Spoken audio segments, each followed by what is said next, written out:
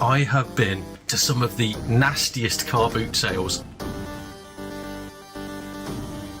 By far, the greatest superhero game to ever grace a console.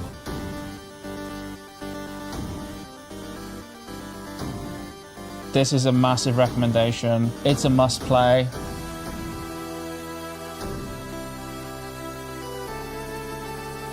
I'm Triple G, also known as the Grumpy Grandpa Gamer.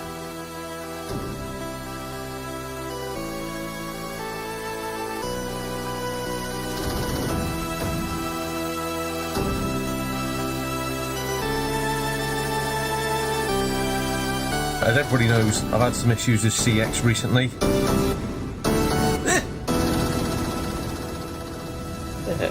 And we are live. Back by popular demand, episode 2 with the Retro Avengers. And we're back. I'm gonna go across the spread now. We've got Donald Mackerel to your top left. We've got Pixel Paul in the middle. Myself, 8BitH. Triple G down the bottom, alongside Dodgy D-pad. That's your lineup. Gentlemen, how are we all? I'm good. Good, thanks. Right, so It's not as hot today, is it? So I'm enjoying it. Yeah. It's beer garden weather. Yeah, that's it. It's not sweaty titty time. It's normal. I mean, I've still got them. Yeah. We have Still six. definitely got that. We have 6 concurrent viewers.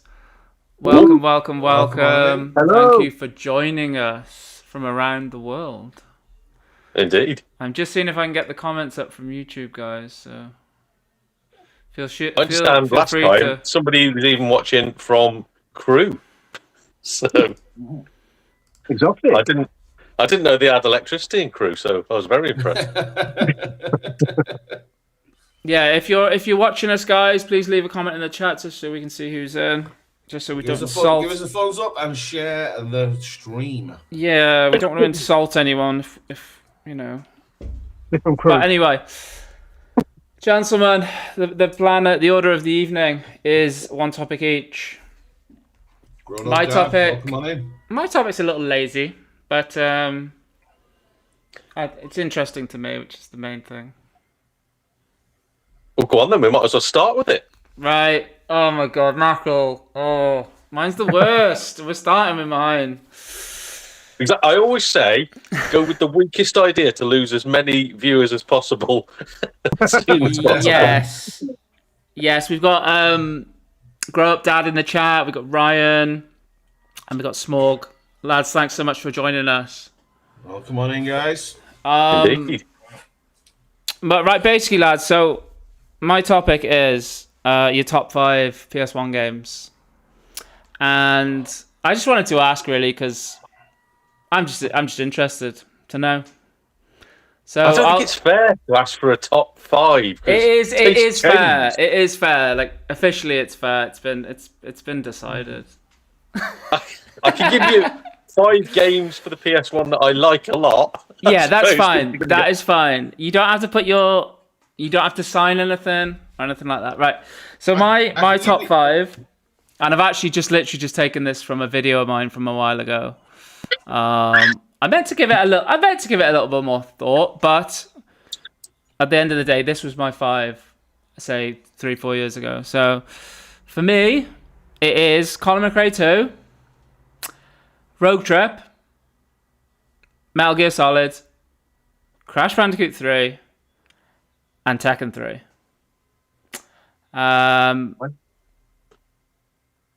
Yeah, those are my 5. I mean, it's a great 5. The silence there in response was astounding. Just certainly 5 games. I meant to give a reason after each, but then I was halfway through the list and I thought I forgot to give the reasons. So I thought, well, I'll keep going now. I'll keep going now.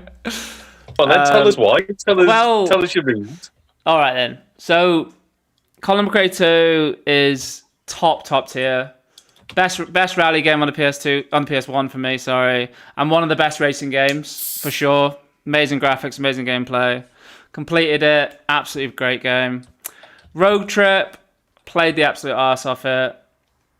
Swear. Yes, okay. Oh, Felipe, you're starting off early. Rogue Trip is a car combat game, and I really enjoyed that kind of genre as a kid. Played the bum off it. I played the bum off it. It's a great game. Just tonally it's dark, great levels, great characters, fantastic game. Metal Gear Solid kind of speaks for itself. The first game I played, which was just so cinematic, it's got everything: characters, the writing, the music, the sound effects. It's like one of the best games for me on any system. Crash 3, that was like the first place. No, I had that for Christmas the one year. For me, it's the best Crash game. And I just think it's an awesome game. And then Tekken 3. That was the first game I had on the PS1. And, I mean, gameplay, graphics, it still holds up today. Again, great characters. Just a wicked game. Tidy. So, yeah. I'll go with me. Oh, what? No, I was just going to say, so like I said, I was just curious to know what yours were. That was all, because I'm always intrigued to know. I've got a feeling if I played my favourite 5 games again now, I'd hate most of them because I've got no patience nowadays. But it used to be Vagrant Story, just it was a bloody amazing RPG where you could like build your own weapon, and it was like depending on where you attack the enemy as to the next outcome, we had to chain attacks together by hitting at the right time, a bit like if you remember Final Fantasy VIII, it was like that. You have to hit your attack button at the right time to continue a chain, and you could go indefinitely if you're really good at it.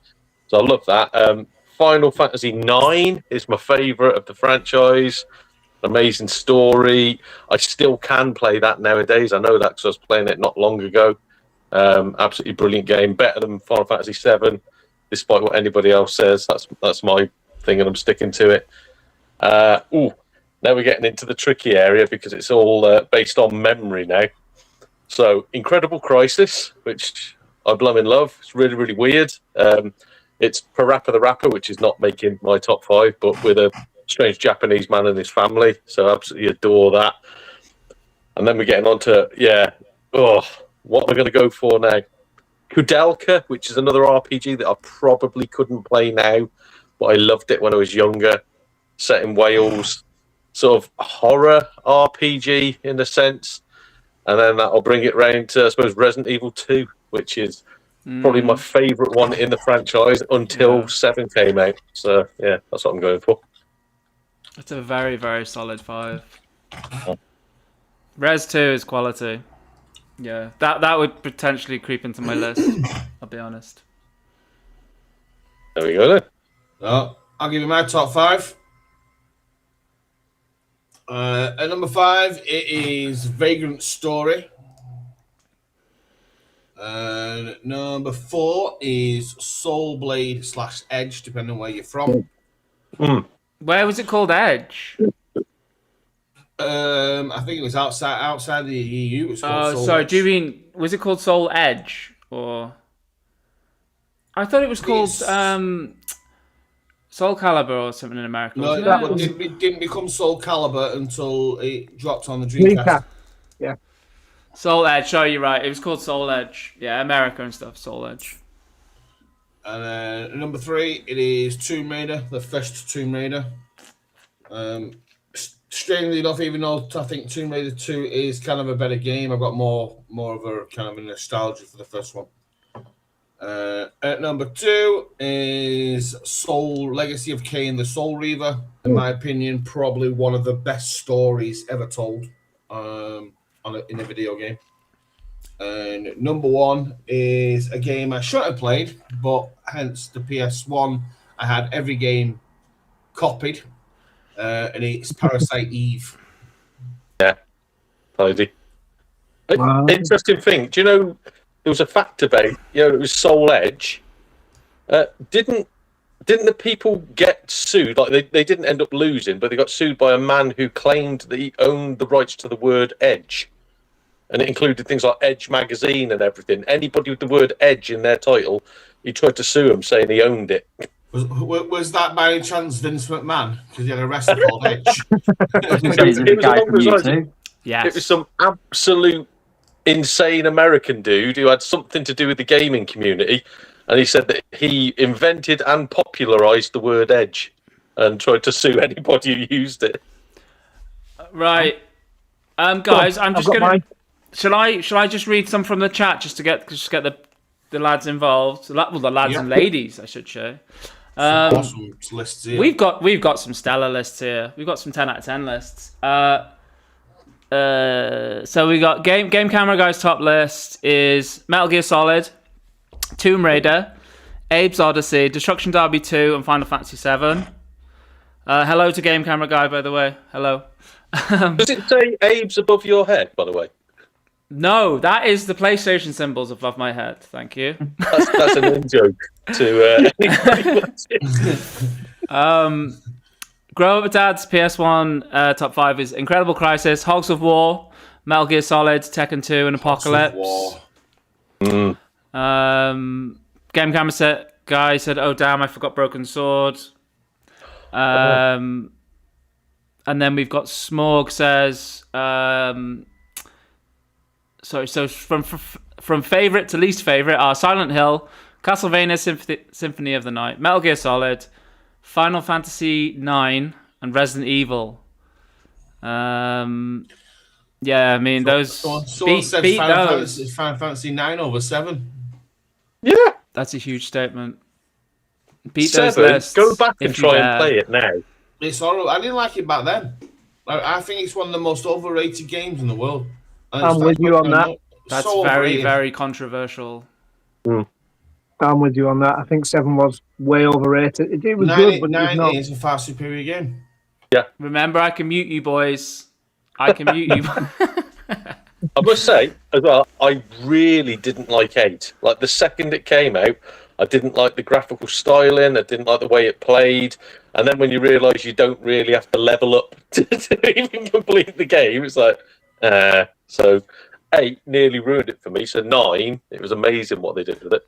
Can I ask a very quick technical question before we get going? Are you lads getting a pop-in noise off Donald's audio, or does it sound okay? Yeah. Are you using a microphone, Don, or just your phone? Just my phone. That's smart. Don't worry about it. It's just, I just wondered if it was something I could fix, but it's okay. It's just the way I say. It's just your voice is all our voices are like minus 6 dB. Yours is like plus 3,000 or something. I can move the camera further away if that helps, but then you get more of me gut. There you go. I mean, Game about Camera it- Guy has come up with the information regarding the cease and desist on the word edge.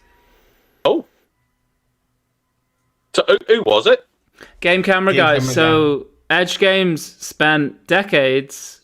Sorry, so Tim Langdell of Edge Games spent decades filing lawsuits, issuing cease and desist letters, and threatening legal action to video game devs and publishers for using the word edge or related phrases.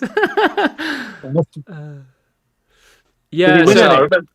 I just remember it being like a weird fact on a program ages ago, and this guy just insisted that he owned the word edge. It's like, okay. It's just the most ridiculous thing ever.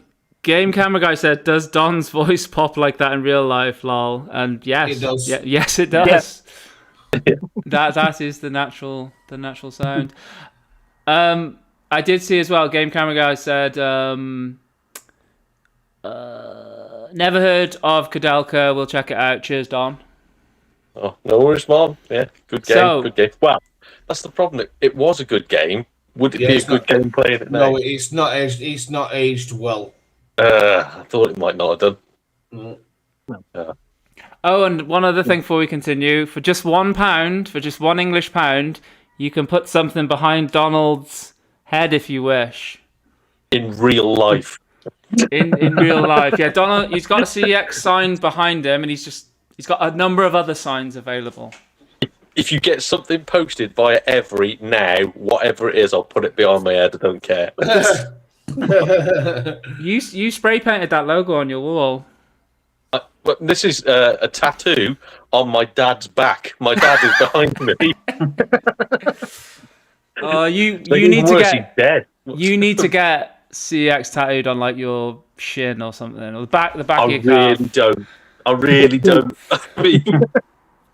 I'd be fine never seeing the CX logo again, to be honest. Just have a little small one on your knuckles. So the next time you give someone, you sock someone, it's the last thing you ever see. Right, come on. We need to know what Paul and Carl's top 5 are now, don't we? I'll go if you want. Yeah, go for it. Yeah. So no particular order. Tekken 3, because for me Tekken 3 was peak Tekken. Was Tekken 3 the one that had the story mode in it as well? Yeah, it had story mode. It had the Gon, the little dinosaur. I think it was the character roster was insane. The first one had Tekken Force mode as well, which was the scrolling beat 'em up as an extra. That's the one I mean, yeah, where you sort of like go Tekken through. Bowl. Yes, yeah. Yeah. Is that the one where every 5 minutes all you hear is the word chicken? Chicken. When you pick up health, chicken. Well, that's just standing outside a kebab shop in Scotland. Scotland. So yeah, Tekken 3, Gran Turismo 2, because I think that was the greatest racing game on the system. What a game Turismo 2 was. Yes. Many hours in that. Greatest? Ooh, For me, yeah. On the PS1. Over Wipeout? Yeah. Yeah, for me. And for me, Wipeout is 2097 over the original. But that's not in my list. So, Metal Gear Solid was just blew me away when that came out. I'd never played anything like Metal Gear Solid. I'm going to go for Tomb Raider 2 over Tomb Raider 1 because I think it improved on everything the first game did. And the underwater levels on the sunken Titanic ship were just some of my favourite levels on any game I've played. And finally, I'm going to go Clock Tower because I love the kind of point and click horror and running away from Scissor Man. Really enjoyed Clock Tower. Nice. That's my 5. Very respectable. Right then, Paul, beat that. There we go. This is where he gets to show off now and start flashing them at the camera, isn't it? And Well, It'd be like they're only there. FIFA So 99, FIFA if you weren't 2000. there, I wouldn't have remembered, to be honest. So I've gone Roll Cage Stage 2, Ooh, just because I like that one. Yeah, The first one's okay. alright, but Man. Stage 2 was really good. Great game. But I'd be different and go Metal Gear Solid. Original. Because everybody picked that, I think, nearly. But yeah, Metal Gear Solid. That was my first PlayStation game, that one. Ridge Racer 4. Was playing that the other night. Still, Close second to Turismo 2. yeah. I think that one's the best racer on the PlayStation, personally. But yeah, Right. Ridge Racer 4. fight! 4 wins. Attack Delta. Oh, nice. Yeah. Shoot 'em up. Nice. Like that one. And then a bit more random, like Future Cop LAPD. Yeah. Oh, That's good. Future Cop was so, especially you had 4 people who all just sat there in the room together. It was so cool. Yeah. It was going to be much fun. it was going to be one of the Strike games originally, that one. Yeah. But the sort of Strike series got cancelled and it turned into Future Cop. So yeah, I It do was like gonna that be- one. It was going to be Future Strike, wasn't it? And that's Yeah, why. something like that. Yeah. Yeah. So yeah, do like that one. It's a good game. But, yeah, that's my 5. Quality. Good list. Top list and some titles that I don't think many people would think about. Really, it's like, but they're all cracking games. So yeah, I like that one. I think Just the after that- PS1 has one of the strongest libraries. It really does. So what was that Yeah. game you were about? Metal something? Metal Gear? What's that? Is that? Is that Try a it, neat one? good. Is it? It's Is that the alright. one with the slugs? That's it. Oh. Donald, can I Hello. give you a little challenge? You can attempt to. So you get 10 questions, and they have to be yes or no, yes or no, to guess who is behind you right now, and it's gaming related. Okay? Is it Lady Dimitrescu? No, it's not. I think it is. I can see it. Damn it! That was such a good idea until that happened. You even told us. You told us to make sure we got a Yes. second screen so we could see. Yeah. what's there. Next week, don't have a second screen. Okay? Next week, don't. Can't keep changing the rules. Oh god, I forgot driver. Said game camera guy. Ooh. Triple G, you mentioned Driver last week, didn't you? I think, or last time. Yeah. Sorry. It's time they rebooted the franchise, I think. We need a new driver game. How many games did they do? Did they do what, 4 or I 5? think. No, there was about 5 or 6, wasn't there? Because there was parallel lines. There was San bloody Francisco. yeah, San Francisco. There was obviously 1, 2, and 3. And didn't they do one that was specific to the Wii or as well, or was that just a different version of Parallel Lines? Yeah, it's parallel lines. Wasn't there a PSP driver? Was there?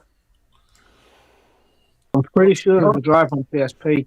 Don't know. Might be parallel lines, but I'm pretty sure there's a stripped down driver on PSP. Don't know. Ask Could be wrong. AI how many drivers there were. Is it like What's set in that? the 70s or something like that? Or I said ask AI on how many drivers there were. Oh, stop that. Do you know what I learned today?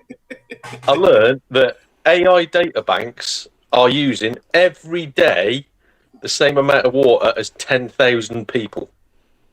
Your average AI data bank drinks 10,000, or just evaporates 10,000 people's worth of water. So, yeah. Going massively off AI, the more and more I learn about it. Game it's camera responsible for a guy. hose pipe ban. Sorry, mate. Game camera guys. Sorry, go on. Sorry. Game No, camera. he is right. But Paul's saying it's responsible for the hosepipe ban. And without going into what I do as a daily basis, we're being told all the time. It's like, make sure people are told that they can't use their hosepipe. And it's like, but that's the only reason for it is all the water's being siphoned off to these blooming AI databases. And it's like, well, I'd rather people could drink clean water. That'd be nice. But I don't know. Maybe it's the AI telling them that we need a hose pipe ban. It is, yeah. Game camera guys excited for the new Stuntman game, which I think I've seen advertised. Yes. It looks So good, am I. actually. I did not know that was a thing. It looks amazing. Yeah. It You looks can cool. plays all these classic cars, can't you? Like Kit and Licensed cars, Back to the licensed Future car movie and stuff stuff. you recreate. DeLorean, Kit, Fast and the Furious, the early ones. Yeah. Although, I must admit, I don't really want to buy new games anymore, so it's probably out of the thing for me. So, oh well. And Smorg says they need to do Driver the Valleys. Challenge is to find some road in between the multitude of parked cars. Good bloody luck. Oh dear. Well, I don't live too far away from like Mid Wales, where they have the rallies and all that, and that's quite good. So I like it where they're just tearing around all that like Voile and all stuff like that. You see proper like Belgian people just lost in the middle of Wales, and nobody can understand each other because it's Welsh versus Belgian. It's bloody brilliant. Little dirt buggies. Yeah. You'll have to spend a night in Briarfield. It's pretty similar. You just get Subarus and BMWs flying around and nobody understands each other. But I think that's not a properly sanctioned WRC event. It's not, but it's quite interesting. There's some fast cars and lots of crashes and Lamborghinis into lampposts and things. It's great fun. Oh, nice. Oh dear. Right then. So I'm going to change tack now by being right. You won't believe this. I've got quite a miserable subject for you all. I'm going to have a moan. Can you believe it? I know. A moan. But my subject is about the death of charity shops, and I want to know how people feel about it, because for quite a while now, charity shops have gone from a physical presence where you'd go down into your local high street and you'd find bargains left, right, and centre. Then they sort of changed them into a boutique with an online element, and now they're getting rid of pretty much all charity shops anyway. They're on about keeping, again, exclusive boutiques open that they've got high value items in, which I don't know how they're getting them because all the staff keep on stealing them and putting them on Vinted. So everything else now is going to be going online only. And by online only, I don't mean they've got their own pages. They're just having eBay accounts. So to me, it takes the fun out of charity shop hunting. But I don't know, what are you guys' opinions? Well, I think the whole fundamental of a charity shop is for people that can't afford stuff and want stuff cheap. And that element is gone now. You may as well go and buy the stuff online if you can afford it, or go to a shop, go to a Primark and buy a pair of shoes or a pair of pants. Because you're going to be paying the same prices now. Yeah, well, more than in some cases. Yeah. See, I used to have my sister, one of my sister's friends. She used to buy a lot of clothes from charity shops, like jeans and stuff like that. And then she'd like tear holes in the jeans, and then get like different materials and fill the holes in to make like fancy looking pants. Or she'd change the design of a top and then resell them as like her own stuff. And she's I think that's gone for her now, because the money she spends on having to buy the tap from charity shops, she'd end up charging too much to make money back on it. Yeah.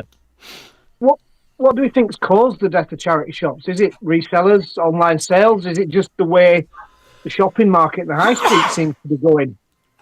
I hate to say it, I think YouTube like flipping channels, if you know what I mean, the ones that are like, I bought this for 50p, it's worth 15 quid. They've made, well, it's a combination of that and greedy CEOs, because we're out there going, this is worth lots of money, even stuff like Lego, Matchbox cars, all sorts of guff like that, like blooming anything you can think of that's worth money that you wouldn't have thought it was worth money otherwise, and you just tip in at the charity shop. They're scanning everything now, they're checking eBay for everything, and they want the top prices. And the people in the charity shops are either nicking anything of any value, or they're wanting to make massive money because they get bonuses for making money, or they get the shop shut down if they don't make enough money. Yeah. When you find out that the CEOs are on like 6-figure salaries for stuff that's been donated for free, where most of the staff aren't being paid and they're not paying rates, they're not paying taxes. So why do you need these high profit margins? The money isn't going to the charities, or else you might as well just shut all the shops and just have people sell stuff privately and say 10% goes to a charity, and then save everybody a load of effort and money. I'll just bring the chat in, guys, just quickly. So Grow Up Dad said quite a few are shut in due to business rates and overheads. He also said we donate and use the shops often, and I have found and still find on occasion some gems, but understand that some are more clued up on high value items that come in that they could sell online. I get annoyed at YouTube channels that then moan that games, collectible, etc. are now more in charity shops. Accordingly priced is fine. Yeah, accordingly priced would be fine, but when they're higher than, that is ridiculous. When they're going for the uppermost eBay limits that they've seen things listed for, we go, yeah, it's been there 4 months and nobody wants it. That's just dumb. And it's, again, you're there to make money for a charity, but to me, as Dodgy was saying, the secondary role is for poor people that are struggling to survive. I mean, like, if I go in there and I see a load of cheap games, I'll buy one I want. I know there are people in there that will go in and buy everything and go, I can get a CEX voucher with this, but I'd like to think that not everybody's like that, and I'd like to think that somewhere there's a little kid out there that can probably only afford a PlayStation 2. That's all he's got. Like, his dad's handed one down to him, and every now and then he goes and finds a bargain in a charity shop and he plays that game until it's dead. But that's not going to happen anymore, is it? See, I was just about to show something now, because I've just had a charity shop pickup the other day. But again, cheap games, it's for a future video. We're all in one charity shop, £2 a piece. Big stack of games. When I was in there were 3 people. He brought the games out and it was literally fighting over them. Oh, I would just say that. I bet you that charity shop was like busy. I bet they've like got a high turnover of stuff coming in, stuff going straight back out. So I know that the lady that owns it, I've known her for a long time. I'm good friends with her, and I know every Tuesday morning they recycle the media shelves. So anything new that comes in on a Tuesday morning goes out. So on Tuesday morning, you get the same people in, stood like they're waiting for the media to be recycled. And as soon as anything comes out, they're in it. Because this charity shop doesn't put anything on eBay. They've got set prices. DVDs are 49p, Blu-rays are £1, games are £2 across the board. Yeah, nice. That's how they do it. And they're like vultures on a Tuesday morning. It is literally like vultures. I just went in on the off chance, and she brought a big box of games out. Somebody had donated. Talking of knowing the owners, we used to have the cancer research up the high street. That's closed down now.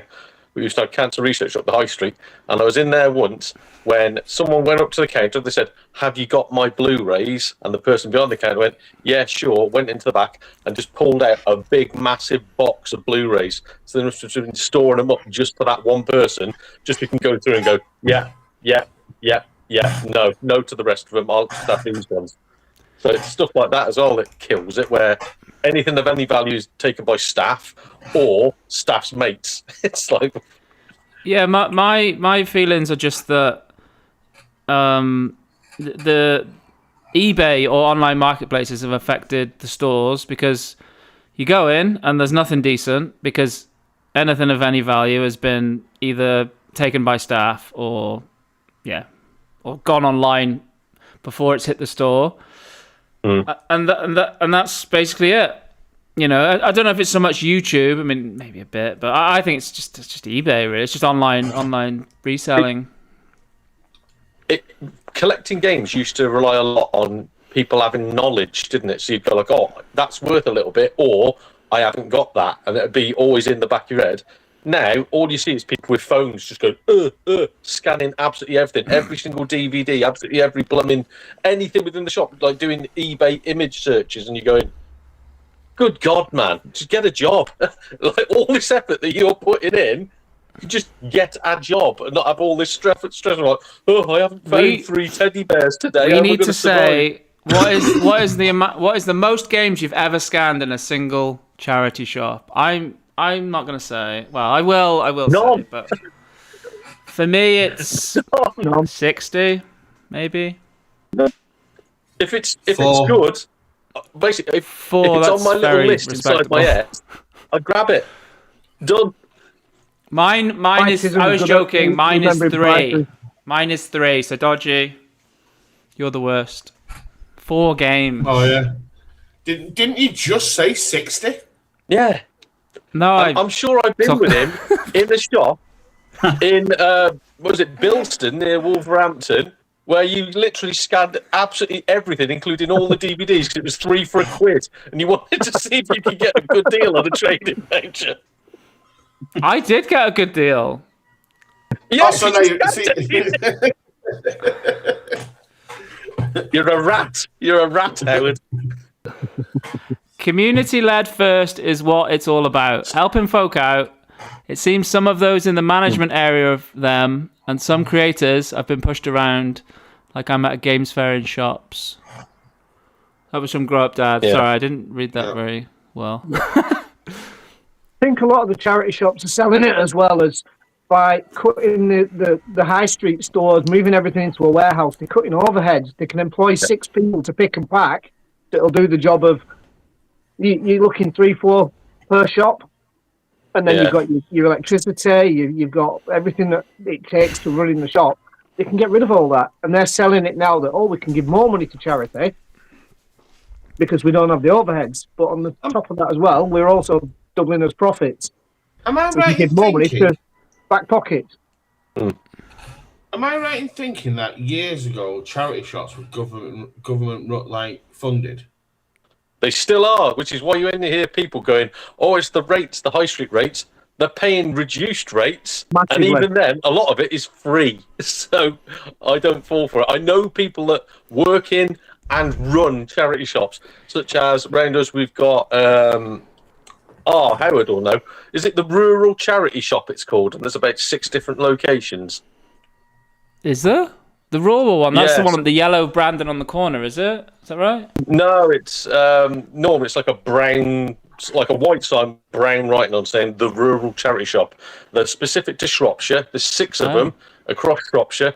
I know the bloke who owns them, who fully admits to robbing stuff that gets dropped off there. He's a right bloody rogue. And he said that he doesn't pay anything on any of his shops because it's all free, because it's a charity. So, I mean, that's a lie. I don't know the bloke, and that's not the name of the place. I just made both of them up. That's Game camera guy's just gone one better than me. He's scanning at a rate of 60 per minute, which is very good. Nah, I'm joking. He's saying that I'm doing that, but the PEX app's not that reliable. After 3 scans, you've got to reset it. Yeah, and my Yeah, good point. my phone has actually started to smoke before now from scanning so much, overheat. The one thing I have noticed as well, I don't know if it does this in charity shops, but I know shops in general now have started putting blockers on. So say you're in, what was the shop we went to in Wrexham, where, was it Smith's Toys or whatever it is? Yeah. Yeah. So there, I noticed in Wrexham it was really hard to get a signal, but only in Smith's Toys. And I think it must be a blocker to stop you looking to see if it's a fair price. You're like, Well, can I get this cheaper online? I was going to say that. Do you think that if charity shops banned the use of mobile phones within the shops, it would stop it? So if you walked in and you're looking around, that's fine. The moment you pull out a phone, they go, leave the shop. Before you even get a chance to scan anything, they just go, leave the shop, you got to leave. If you weren't allowed to pull your phone out in a charity shop, would it stop it? It wouldn't stop it, but it'd help get rid of a lot of these bloody rats that know nothing about the industry and just want to flip, resell. Ugh, here's my channel, here's me going in a car boot, trying to get something that someone's got priced up for £10 for 50p, and then filming them and calling them a rat and going, oh, look at this scummer. The prices are this is what I'm saying. This is why it's died off. So like it's just not. It's not a charity. The word charity shouldn't even exist in it anymore. It's like I've been out today to CX to pick some stuff up, and I was picking a couple of things up for GWOW. I was there, and as I'm leaving, I went in the charity shop there, and they had 4 FIFAs in there. 2 of them priced up at £5 each, and another one at £7.50. I've just seen the same FIFAs in CEX for £1 each. Yeah. Is that not partly because they know they aren't going to sell them anyway? So on the off chance that someone does go in and just pick it up and buy it, they've at least then made £5 on it, haven't they? They know it's overpriced. We know it's overpriced, but someone. I think it's some idiot that doesn't know how to use the method of searching on what they've sold on eBay. They've just gone FIFA 14 eBay and gone the highest price it's sold, not most recent, and gone, this one sold for £7.50. We'll put it up for £7.50. But again, I think Paul's onto something where when you consider a lot of the stuff that goes donated never even makes it to the shelf, they have to show that they're trying to sell stuff, and they can go, we've had this on the shelf for 4 weeks and nobody wants it. So I think it's staying that route as well, but yeah, I don't know. I think the stuff you get in charity shops these days as well. The stuff that you get in charity shops is different these days as well, isn't it? Because I think it's a bit of a generational thing, because you used to sort of dream of going into a charity shop and finding, like a box of SNES games, didn't you? You know, that some deer had pulled down from the loft that had been there since 1993, used to be her grandkids and that kind of thing, and they take them to a charity shop completely oblivious. But that kind of generation's totally ended. It's that since like eBay and Vinted, everybody knows what the value of these games is now, or that they've at least got some value to them. And they aren't just going to take them to a charity shop now, are they? Because they know they can make more themselves than rather giving it to a charity shop. So you don't find that much stuff. I mean, you go into a charity shop now and you can pretty much guarantee it's going to be a FIFA, it's going to be a Connect Adventures, it's going to be Zumba. It's all that stuff in it, and it's stuff that just gets left. But it's also, that's the stuff that people are taking out because it's worthless, isn't it? So you don't find that much stuff in them these days anyway. And if you do, like you said, people have already grabbed them. Like Carl said, straight into a box full of half decent stuff and taking it. So the stuff that gets left is just rubbish, isn't it, really? I don't like the guilt tripping that you see though from charity shops. So it'd be like, oh, nowadays though everybody's being selfish and selling their goods on Vinted. And it's like, yeah, it's their goods. They can do what they want with it. It's like, bloody hell. The reason why they're not donating it, because half you buggers are pinching it. It's like, why would they donate something just to go into your back pocket? So I'm guilty of that as well. I buy a lot of films, I buy a lot of bundles of stuff, and I used to, anything that I had that wasn't worth anything, I'd take to the charity shop. What I do now is build a box of it up, Facebook Marketplace, Fiverr, and people just come and give me a fiver for it. I make a fiver, and it saves the hassle of just carting it up down. It's so much easier. So, I did that blooming sale with my missus in Whitchurch, Shropshire, which is like, it's turned into quite a little affluent place now. But with that, it's gotten snooty. And so at the end of the sale, I'd got some bits and sold, and I was like, oh, I'll take these into the local Chaz. It saves me lugging them around. There was like some rollerblades, like a skateboard, other little bits. I took them into the charity shop, and the woman behind the counter, sorry, it was a bloke behind the counter. He goes, oh, I don't know if we can accept these. And I was like, oh, is it like safety or something? He went, no, they're a bit dusty. And I was like, what? So I'm going to have to check with the manager. And he went into the back to get the manager, and I just saw the manager's face like looking round the door at me as if to go, oh my God, what is that? So he come back over and he went, no, we can't accept these, sorry. But if you take them home and give them a clean and bring them back, we should be able to then. And I flipped my wig, and there was a bin right outside the shop. So it must have just seen me having a ray, stuffing these roller skates and a skateboard into a bin. But it's like, you're a charity shop. I understand if it's a pair of underpants with holes in. This is something that a little kid is probably going to want. And if they give you £1 for it, it's better than having to fish them out of a bin or go and buy them new somewhere else. But I don't know. Did Donald just say a little kid would want a pair of his underpants with holes in it? No, rollerblades. No. Yeah, I heard that. You just said underpants, didn't he? He just said that, didn't he? Yes. Check his hard drive. I said it's not a pair of underpants with holes in. All right. Lads, we've had a question come in. We've had a question come in from Game Camera Guy for everyone to answer, which is, what game are you beyond excited to play in the next year, and why? And Smorg has said he'd say Project Robot from Furniture Ueda, who did Ico, Shadow of Colossus, and The Last Guardian. Damn, that's one for me too. I'm going to go out of it really quickly and say absolutely none. I'm not interested in playing anything new because I'm a miserable old git. So that's where I've got a couple that I'm excited for. One is in a couple of weeks, which is Star Wars Zero Company. It's like a Star Wars XCOM game. And other than that is Onimusha remake. I've got three. Three I'm really excited for.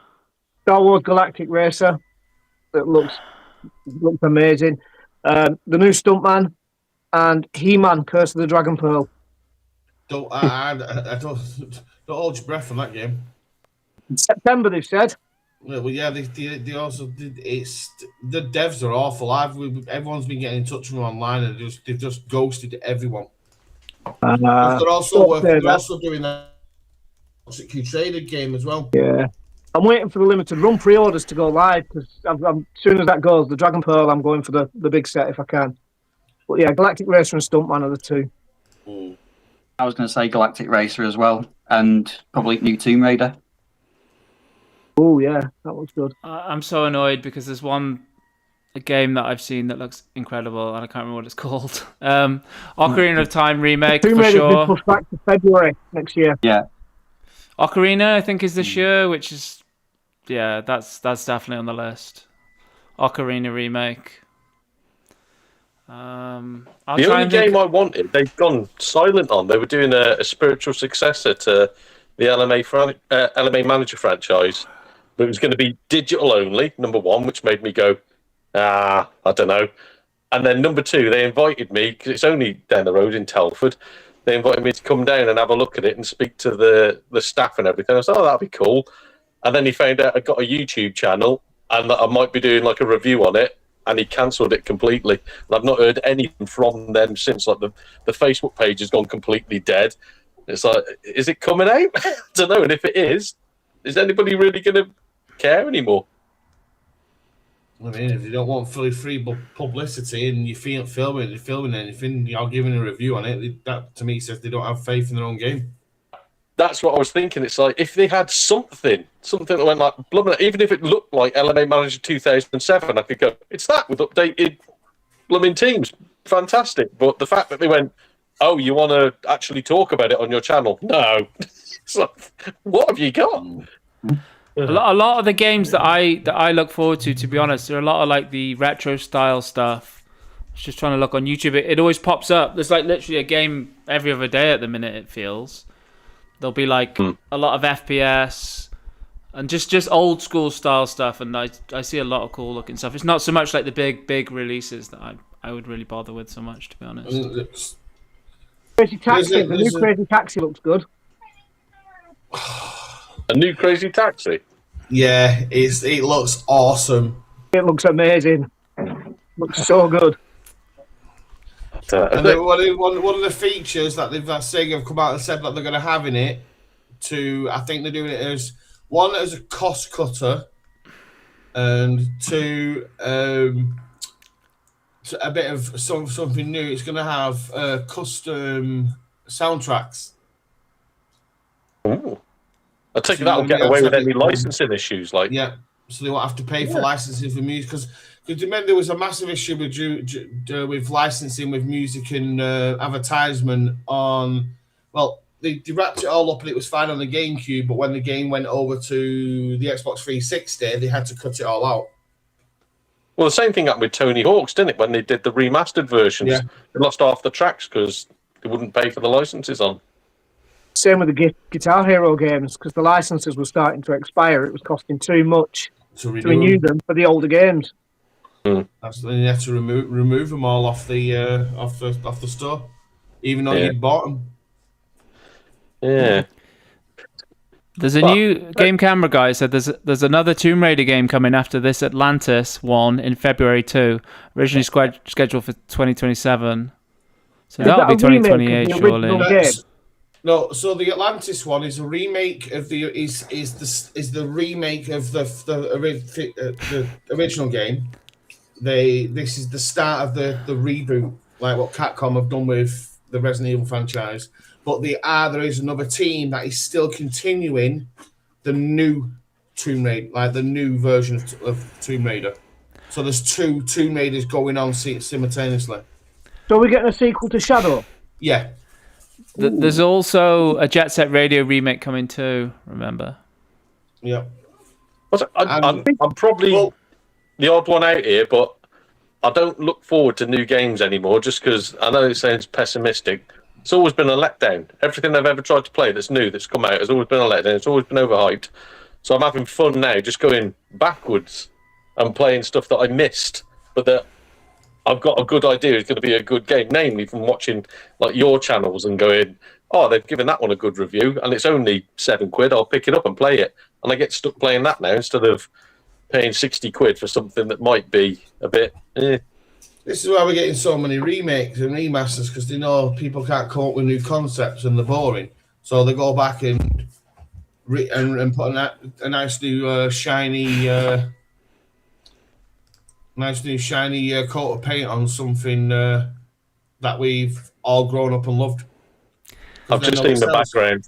It's Grow Up Dad said, and it was crazy money. What absolute nonsense taxi rates in that game to go down the road for an ice cream.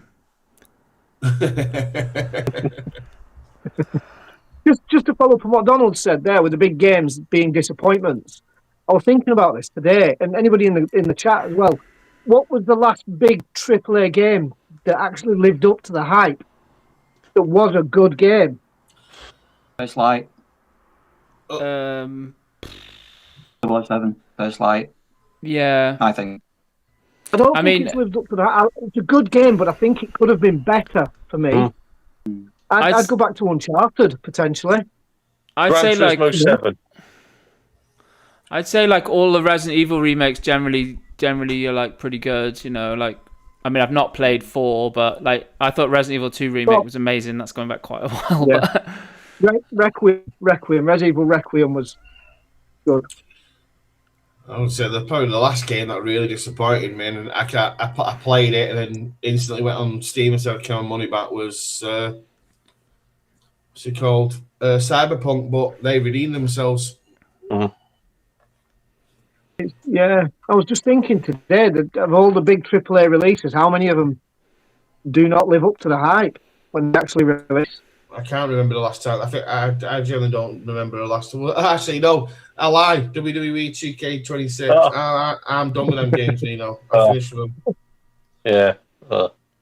Spider-Man 2. Spider-Man, yeah. No, I like Spider-Man 2. Spider-Man 2 is good. Yeah, great game. There is a really good franchise. They're trying to get games out every year now. You might have it. It's called EAFC, and that one, every single game, banger. Like the improvements from game to game to game, the very slight, like they changed the names on some of the players, and it's worth the 60, 70, 80 quid every year that people are paying. Yeah, but FC they don't lie about the game though, because they renamed it FC for it stands for effing crap or something. Yeah. I do like the fact though that at least they were the first people to realise that FIFA are corrupt, and they were like, "We don't want anything to do with FIFA." Got them out. We've got some love. Corrupt 97. We've got some love for First Light in the chat from Smorg and Grow Up Dad. And Grow Up Dad said, nostalgia sells, but doesn't do any harm. But doesn't do any harm. What a good game. When a good game is redone and plays the same and just looks the business. Metal Gear Solid 3, Star Fox, safe, but it works. Game Camera Guy said Titanfall 2 and Uncharted 4 were awesome. He also said Don's Comedy Hour. Well, that was kind of like with the remasters of Legacy of Kain they brought out. It was that to me. I played the first one, and that to me was no different to the Dreamcast version. I mean, the Dreamcast version over the PS1 version is far superior anyway. Mm-hmm. And the supposed remaster was exactly the same. Yeah, but they didn't. They literally just make the graphics look more HD. Don't they? They don't really. I don't think they really change a lot, do they? Or do they? No, I didn't see a single difference from the Dream. That doesn't surprise me. It doesn't surprise me. I'm guessing Carl will know about this one. Carl, have you played San Andreas on the 360? Yes. It's the mobile phone port, isn't it?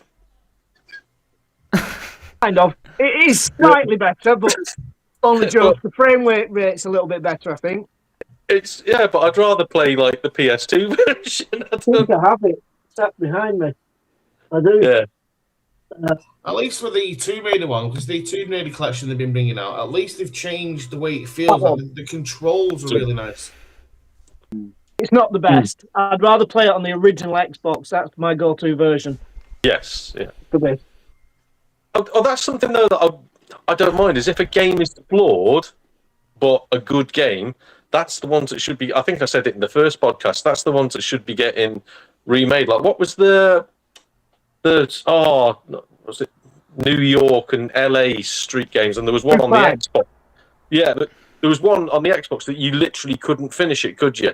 Because it got to the last fight and glitched out because you didn't have the timing input to input a strike to knock a guy off the edge of a building. So something like that, if they did remake that, and they'd have to put a lot more effort in than just going, we fixed the ending. If they did remake that, at least they're doing something going, well, a lot of people back in the day couldn't even complete that game. Now you can, and there's extra modes, there's extra missions, there's this or that. Yeah, that's fine. But when they literally go, as Dodgy was saying, here's a game from the PS1 days, we've buffed the edges out a little bit, give us 50 quid. So, no, I'm not doing that. There's a game on, I don't know if you've heard it, on the original Xbox and PS2, Jaws Unleashed. Yes. Quite a big hitter on the Xbox. Yeah. I like half of the copies don't work. Really? What? There was a glitch with a lot of the discs that don't work if you look into it. So you go to CX, spend £50-60 on it, you're not guaranteed that is going to load in your Xbox. Is that because not a laser issue, or is it the disc? It's a disc issue. It's the same with Sudeki for the original Xbox was the same. A couple of original Xbox games. Yeah, the first initial launch batch of Sudeki, however you say it, they were all busted. Is that an issue with the PS2 port or not? Oh. Is that an issue with the PS2 port? Not that I'm aware of, no. No, okay. There was a PS1 wrestling game and ECW game, because there was two ECW games that got released on the PS1. They both used outdated outdated structure for it. It was basically using what was the first WWF games called? Was it SmackDown that first came out on the PS1? Attitude. Attitude and Warzone. Attitude and Warzone. The ECW one you're talking about is Anarchy Rules. Well, say there's two of them in there, and one of them works. The other one, again, with that, it's something like a 50% fail rate on the disc. You put the disc in, and it just goes no. It's the menu. If you let the song finish on the menu screen, the game stops working forever. It just stops. It's like the menu, it's like the music is tied in with you. There's like a timer for your controls. The moment the music finishes, you can't move up and down the menus. This is literally a dead disc, i.e., it doesn't get to a start screen. You just put it in, and it just doesn't work. Apparently, you hear it spinning like faster than a PS1 disc should spin. Literally, it sounds like your PS1's going to explode, and then just nothing happens, and it just never ever starts. You have to eject it. It's still there doing like 1,000,000 miles an hour underneath. WWF No Mercy get released initially as well with like the battery backup didn't work. Yeah, no, they hadn't released the battery backup. They released the game before the battery backup came out. The battery backup came out 3 weeks after, so people basically bought the game, i.e. me, and had to wait 3 weeks for the battery backup to release, so you could actually save your progress. Oh dear. So lads, Game Camera Guy said EA Sports paid roughly $150 million per year under the prior agreement. FIFA demanded over $1 billion per 4-year block. That's mad. Yeah. Ryan said San Andreas on the PS3 goes for £50. And Grow Up Dad said surely CEX tests the higher end retro disc games before paying out. QC as good as ever back then. Yeah, I've never had CEX test a game personally, but I've never really taken a game in that was worth loads. So. No, well, again, the amount that I bought from that doesn't work shows you they don't test anything. But which is weird because they'll check high-end games to see if like the manual's not torn, or else they'll give you a without manual price. They'll check to see that the box isn't crumpled, or else you don't get a boxed price. But then the actual disc, they'll sort of go, yeah, it's all right. We'll run it through the cleaner 10 times and destroy all the data on it. It'll be fine as long as it looks shiny. The last company I remember ever testing games when you traded in was GameStation. Yeah. As they even didn't even test discs. I always remember whenever I traded something at GameStation, they always had systems set up. They'd put the disc in, see if it booted, they'd move the controller around a bit, and then it worked. I think if it survived being dissolved by the BO from the person behind the counter, they went, "This is a good disc." We will resell unless they just saw me coming and went, "Test this, guys." Sure. How many swears was that? One. I was hoping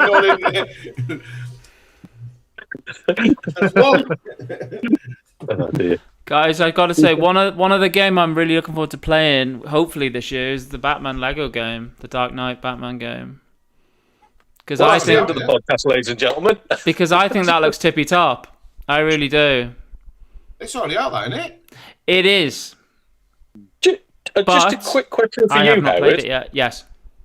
Have you had your hard drive checked in the past couple of years? No. That's good. No. No. Hang on. What's all this hate for Lego games? Yeah. Thank you, Every Dodgy. single Lego Thank you, game Dodgy. is the same, and they are just aimed solely at children. I can't get the head around it. I disagree. 1,000% disagree. I collected every single blooming Lego game on the Xbox 360, and before I was even halfway through them, I wanted to blooming hang myself. It was just a sea of monotony. I couldn't deal with it. I think the new Batman one looks mint. Lego Star Wars was an absolute masterpiece. I don't like Lord of the Rings, and Lego Hobbits was awesome. What has changed draw the line other than the underlying story? The characters, the puzzles. Lego Harry Potter was mint, and I hate Harry Potter. It was smash things, collect the things, make new things on every game. No, I don't agree with that. I don't agree with Lego games. I enjoyed Lego City on the Wii U. Lego City was awesome. That was different, yeah. I like that, but again, that was more of like sort of a Lego GTA clone in a way, wasn't it? Yeah. Yeah. Grow Up Dad said, I took in a rarity and they said they'd call as they had to dig out and set up the old system. Ryan said, how dare you say there are the same Donald Lego games are top tier? How dare you say they're all the same? Donald, Lego games are top tier. Don out here calling all Lego players wrong. Lol. Lego Rock Band. That's not the same. I'm not calling people that. I'm just inferring that they're all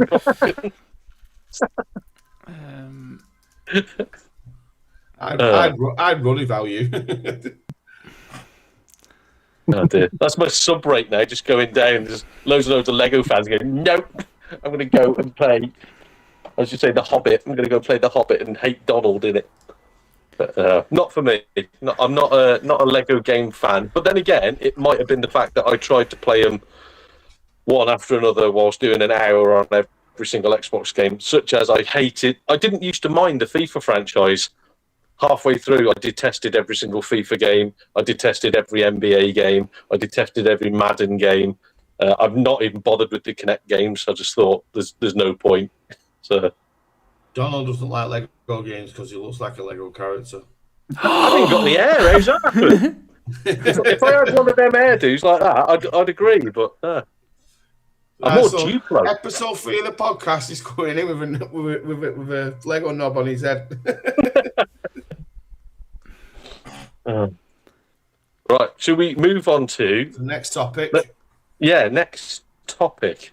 My topic kind of fits in with why you've just gone with the death of charity shops and things like that. Whereas it's our people of our generation and maybe the generation after are we a dying breed of gamers? How the gaming dynamic has changed. Yes. Are we now 1,000%. a dying breed of gamer and the whole systems moving forward is going to be completely different? Yeah, that's why I think PlayStation.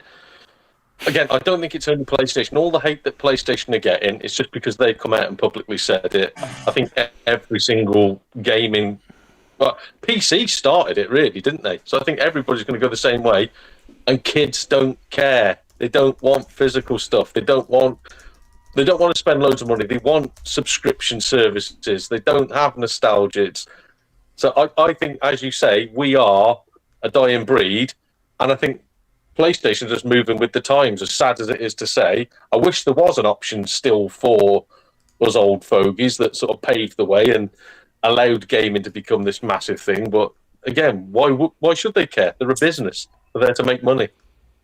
Are we the grumpy old men that are stood there going, we like things the way it used to be? Don't change our games. No, I'm a positive ray of light.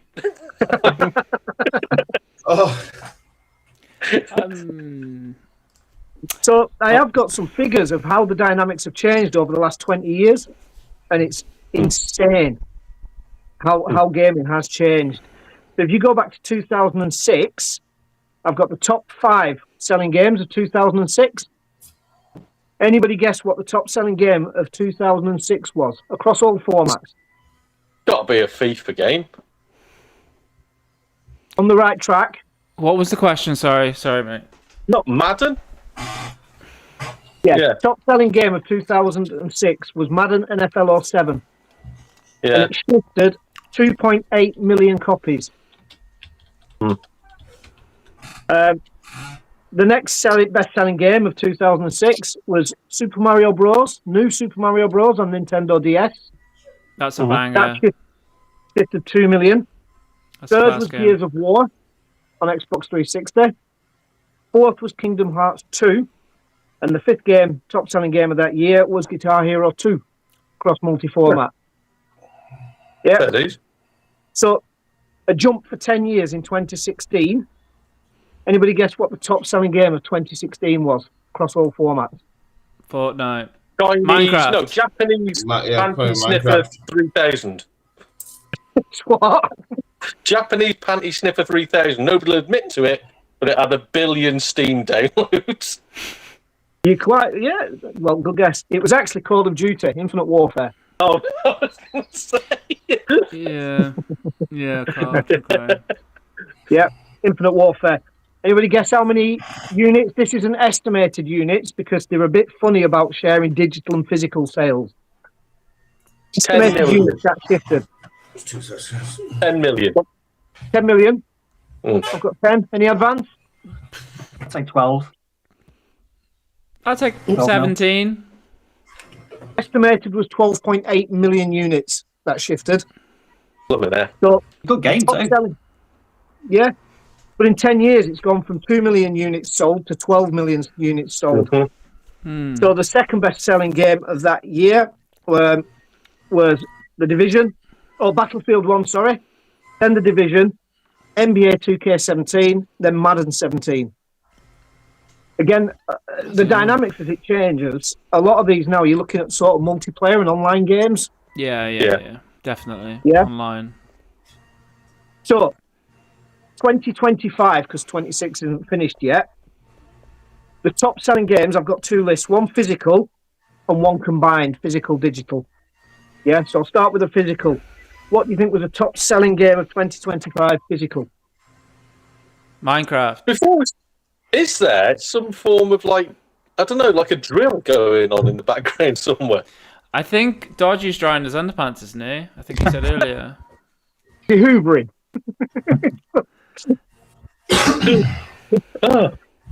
I can hear something, but yeah, I think Minecraft was a good shout. Not in 2025. Not physical. Physical. I'll give you a clue. There was a Roblox. console launch that year. Sorry? There was a console launch 2025 and the game was bundled with it and it counts for Mario sale. Kart. Mario Kart. Oh, Mario I'm so Kart slow. I'm so slow. Wii Sports. Mario Kart How many did World. it sell then? Pardon? How many did it sell? 14 million units So it's only gone up 2 million. in 10 years, yeah. So the jump for the first 10 years is 10 million. Then it's only gone up 2 million. But they Second won't biggest give numbers selling- for digital gaming. I've got a combined. It wouldn't give me separate. The combined is interesting. It shocked me when I was reading the combined sales. The second on physical releases was Pokemon Legends, Z&A. Ark Raiders. Dodgy, your chair's so squeaky. Sorry. Yep. Ark Raiders, Monster Hunter Wild, and then Battlefield 6 were the top 5 selling games of 2025. That's mad. If I go now for most profitable games that have made the most money, Yeah. I'll go 2006. The most profitable games matches the list of the best-selling games. You have Madden, New Super Mario Brothers, Gears of War, Kingdom Hearts, Guitar Hero 2. Right. 2016 is a completely different list. I think it's all going for like downloadable content, is it? And like in-game purchases. The most profitable game of 2016 was League of Legends. Yeah. There's some good questions in the chat. Yeah. So, We'll come to the those. theme We'll come now, to those. from the last 10 years, changes how gaming's changed completely. The top 5 of 2016 were League of Legends, Honor of Kings, Monster Strike, Clash Royale, Dungeon Fighter. All mobile games. Yeah. All I've not monetized. heard any of them. Yeah. Yep. Mad. And of Well, again, me, mate. 2025, sorry. No, I was going to say, my mate, who is a games dev, he said, like, now, if you want to make money, the money's in mobile phone games. He said, like, no. Yeah, he said, you can just release any old slop, you get paid for adverts, and you get in-game purchases. And he said, you make loads of money off it. 2025, most profitable games across all formats. Honor of Kings, Last War Survival, Roblox, Whiteout Survival, Clash Royale. Sponsor.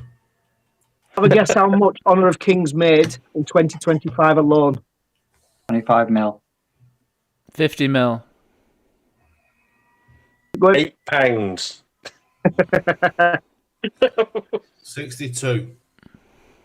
1.68 billion pounds in revenue. I should have said $1 billion. You know, you were saying about Roblox. Yeah. Yep. Darling, how much was it your son stole off you when he was a child? 800 quid stole off his mum to like use within Roblox. Well, that made When you- £1.5 billion last year. Yeah. So, and again, how many checks are on these games where they're going, should we make sure that these credit cards are actually attached to these 9-year-old children that are playing the game? Oh, I got my money back. But yeah, the estimated gaming community has grown from 2006 to 2026 by 3.7 billion players. And the majority of them are mobile gamers. Yeah. It's the biggest platform for gaming across. It's more than consoles, PC combined. Is mobile Especially gaming. when you've got a PC in your pocket, and if there's something you can pull out and play for like 5 or 10 minutes while you're waiting for a bus, it's like, well, you're going to play that more than wait until you get home, booting up your PS5, putting your disc in, waiting for it to update, and then going, oh, it's time for me to go to bed. It's Yeah. And they're all free to play games. You don't have to pay for the game. No, exactly. So, Then again, Really I sad. wonder how much like The Sims has made, because I remember Sims had some download packs, then Sims 2 had quite a few, Sims 3 went bananas, and Sims 4 is insane, and they're still making them now. I think somebody said that you've got to spend something daft like about 30 grand just to get the download packs now. Every single DLC and all the, I forget what they call them, where you get like different clothing packs and stuff like that. or you go to a dodgy torrent site and get them for free. You do, yeah. That's what I'm saying. Like, when you look at that, and again, if you've got a little kid who's playing that game, and mummy or daddy's credit card is attached to the PC, Xbox, PlayStation, and they're just going, "Ooh, new pack out! It's only $39.99. Click! Hooray! I've got a new hat." It's yeah. I wonder how much money they're making from not very much content, if you know what I mean. Microtransaction stuff like V-Bucks and Robux, whatever they call them. There's no even. It's like, say if David wanted Robux now, if you've not got a parental checker, but we have it for David. If he clicks on something now, it'll send Steph a message say that he's allowed this, and she has to verify it. She has to verify that he can have it. If you don't have that on, and he clicks something by accident, it's an instant purchase. There's no click. Got to put the card details. Are you sure? Yeah. Click. It's literally, if he just went to the store and went click, boom, it's bought. And then if you contacted them and said, "Oh, he's misclicked something. Can we have a refund on it?" No. Well, even then, in the situation in this house, the lad worked out the password. The lad worked out how to bypass the password so you could just buy whatever he wanted. Because you just playing the game says you agree to their terms and conditions. Yeah. Keep it off into my Google account. There you go. The missus said that the lad broke into her Google account to allow him to do whatever he wanted. So this is why, as well, I don't think kids really care, because they're a lot smarter than us and they can do more than us. It's like they don't need us anymore. They don't need us. I'll just update from the chat. So it's going back a little bit, but Lego Movie was meant from Smog. Ryan says Lego 2K Drive. I actually thought that looked really good. That was a really good game. I agree. Yeah. Game Camera Guy said Don looks like Lego piece 28125. What an insult! Who's googling that now? you know that's accurate as well. You know that's accurate. So you could have said a look like. Remember, they had like a little like fluorescent ghost that they used to have back in the day. It's just like a white shape. I'd take that on top of it. Yeah. You took its head off and put a sheet over the top. Grow Up Dance asked a question. He said, "What game do you like that has on it another game that is great? If not better than the game it's been bundled in with, e.g. Prince of Persia Forgotten Sands had the OG Prince of Persia on it." Hey, the tentacle. Well, I suppose Mine Yeah. was Golden Axe on the PS2. If you completed that game on the hardest level, it unlocked Golden Axe 3. Oh no, sorry, not this Golden one. Axe 3. It's Golden Axe. You know the arcade version. It unlocked that. Yes. Golden Axe. On Ridge Racer 4, this is a question to Paul. Didn't it let you play? Was it Galaxian or something while it was loading? I think most of the Namco games have like one of the Namco arcade games before it, or certainly like the Ridge Racer games. Yeah, they've all got like shoot 'em ups before it. that you can play before pressing start. So that's it. It's something just to waste your time, isn't it? So yeah. I remember playing that and enjoying it. I think it was Time Splitters had Snake in it. I'm sure it was. I think it was Time Splitters. It was one of the first-person shooters.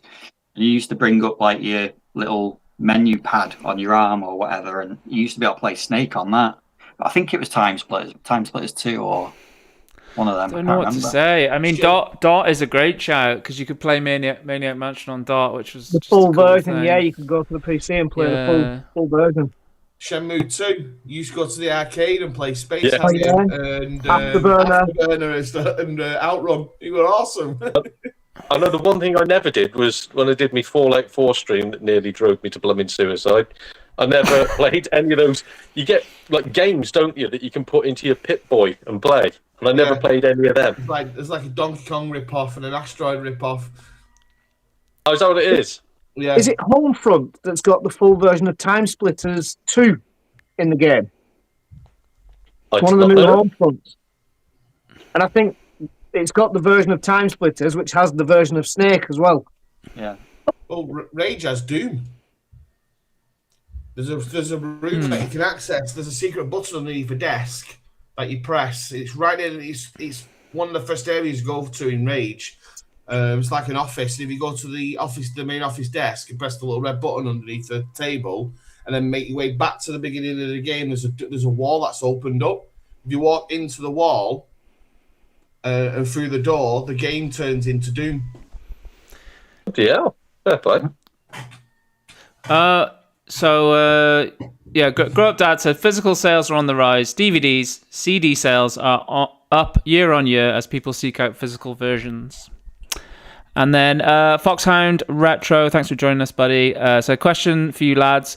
What was your first gaming micro console or game console? Commodore 64 for myself.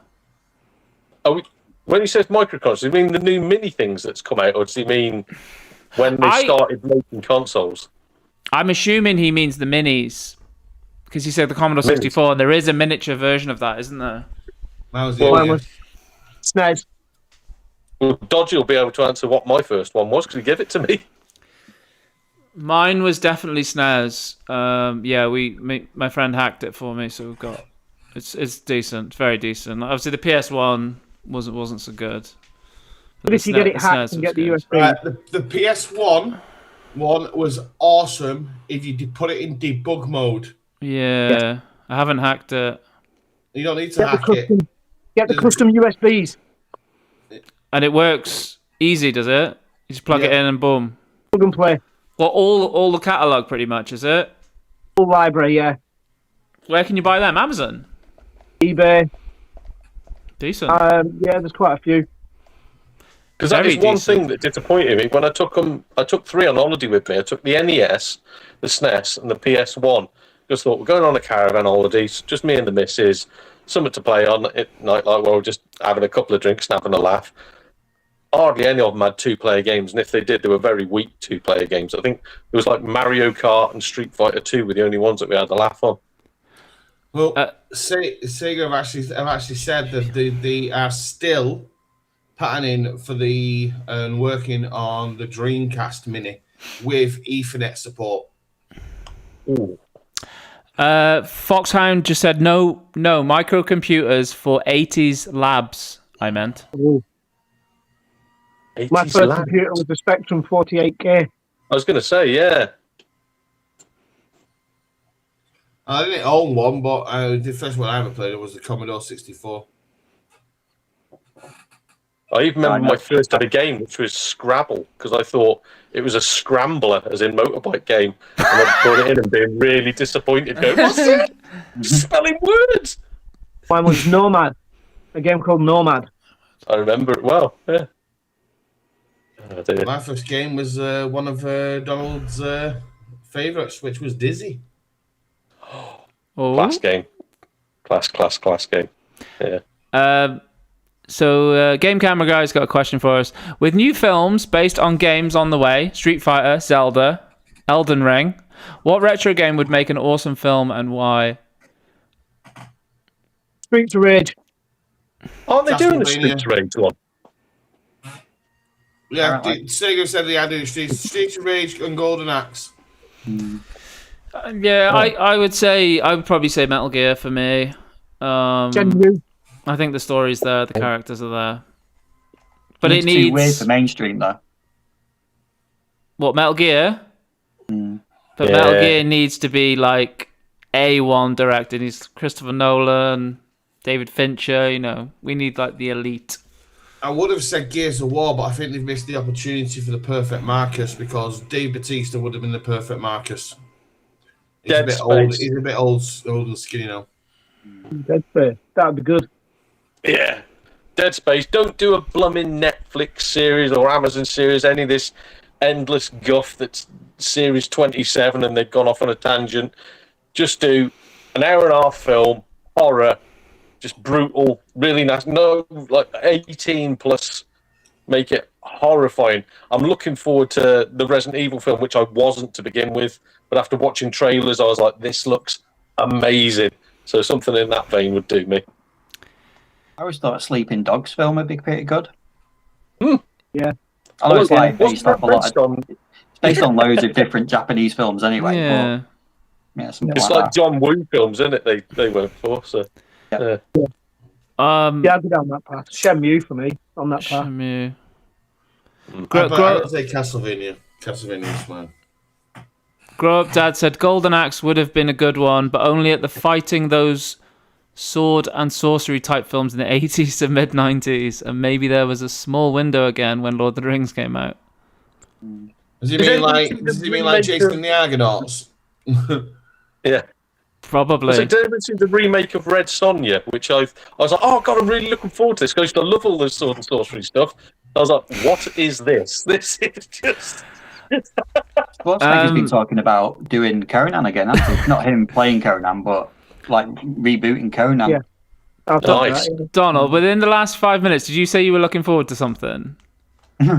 Yes. Because Game Camera Guy said, oh my god, finally Don's looking forward to something.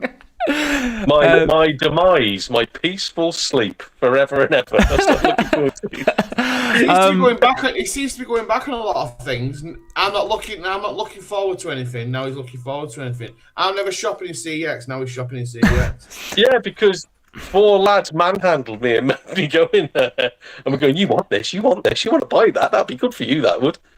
Oh, Good, dear. the first person through the door. Took very little persuasion. Grow Up Dad.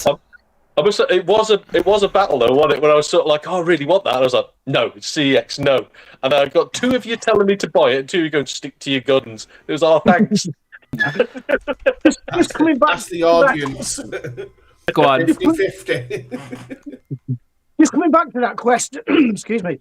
Has everybody noticed the game movie tie-in has died off? It seems to have gone the other way around now. We used to get games to tie in with blockbuster movies, and they've stopped doing that. And now you get movies to tie in with blockbuster games. Kind of done a full shift on that. I missed the movie tie-ins. It's because all the past ones were shit, like Mario. Swear. That's £1.50 I owe already. I'm gonna mute myself in a minute. But you can pay. You can pay in CEX vouchers too. Remember. Yeah, so I just think that the movies of the past that have tried it have just not worked. Sonic was when they originally announced Sonic, he looked like he had Down syndrome, and then Sega was like, Sega asked me, what? What? He did. He was horrible. Can I resign from being the offensive one? And Sega kind of listened to fans and went, right, maybe he doesn't look right, and then changed it. And it's just the Sonic movies are just some of the best fun I've had in the cinemas in years. Do you mean, Carl? Do you mean like there's no movie game tie-ins anymore? Yeah, so back in the day, every time you got the blockbuster movies, Independence Day, and then you got Independence Day the game, and then King Kong the game, Captain America. They were like they were a big movies, Space Channel. They were a way to market the movie, weren't they? Back in the day, that was what they. One thing is now though, like, they don't need that anymore. They kind of don't need that marketing. The films were a family event, and they saw computer games as things for kids.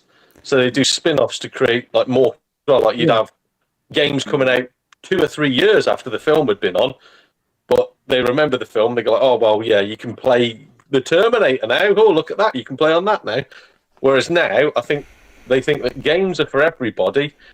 And again, there's only old fogies like us that tend to go to the cinema. Kids don't really go nowadays, or if they do, it has to be something spectacular. So, yeah, I think that has flipped on its head too. The whole idea of movies and games has changed.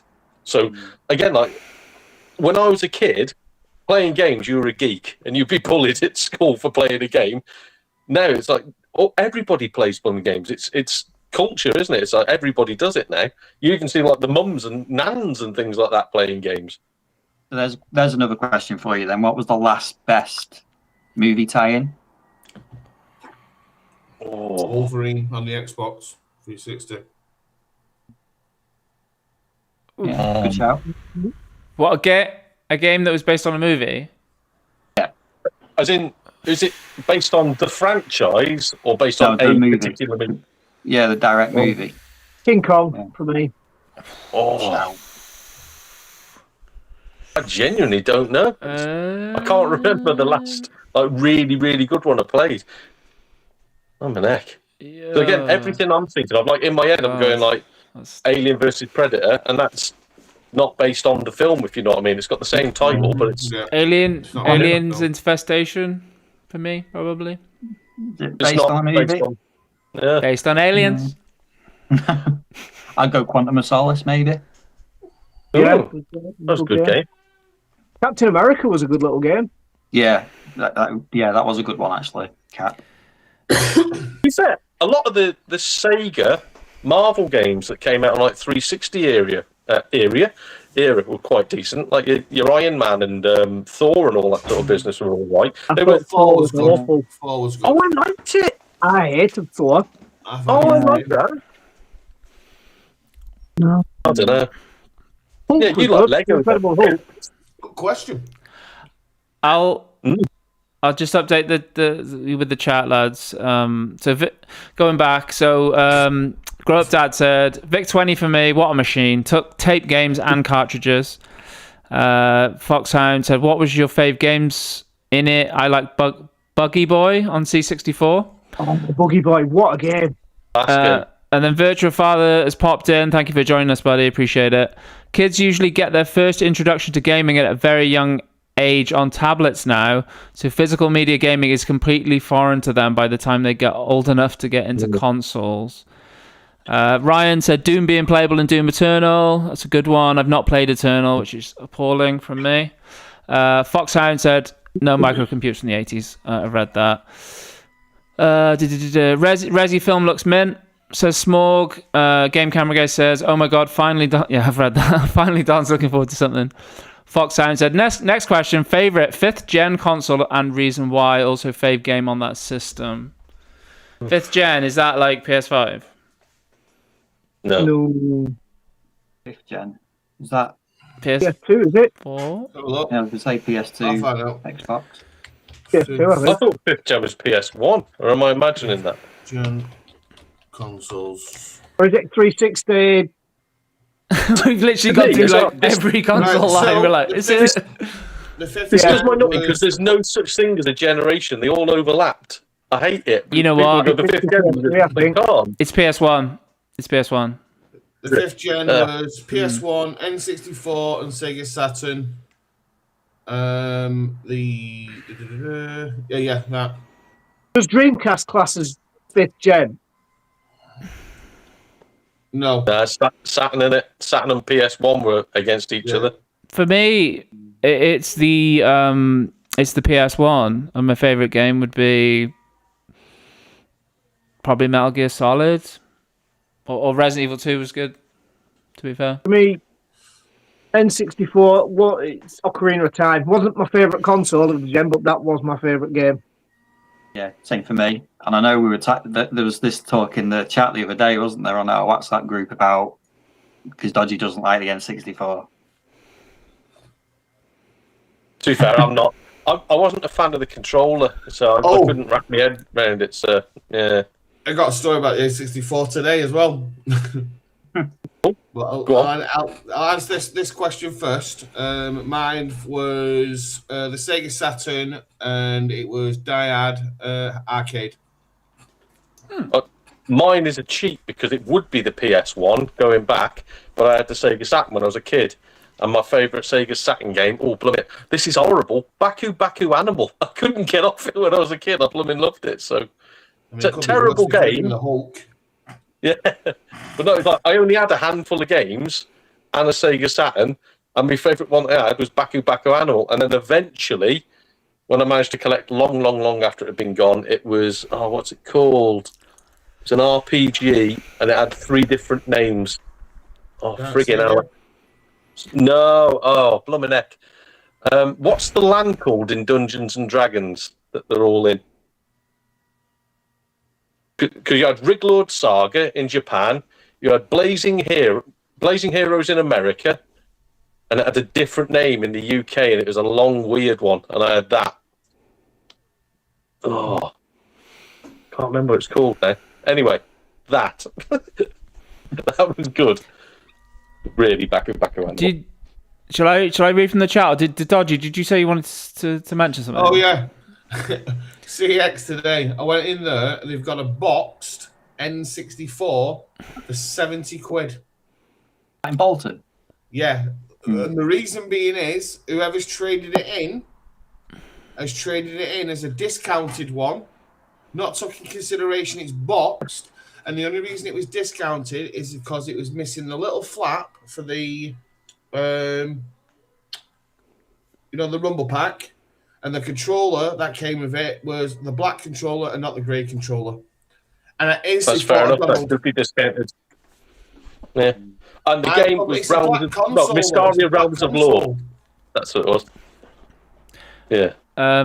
Grow Up Dad said MGS would have been an ace film franchise, but feel it's probably too late now. Shame, but oh well.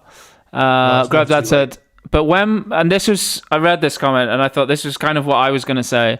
So Grow Up Dad said, but when was the last time we had an incredible big movie in the cinema that deserved a game tie-in? Any ideas?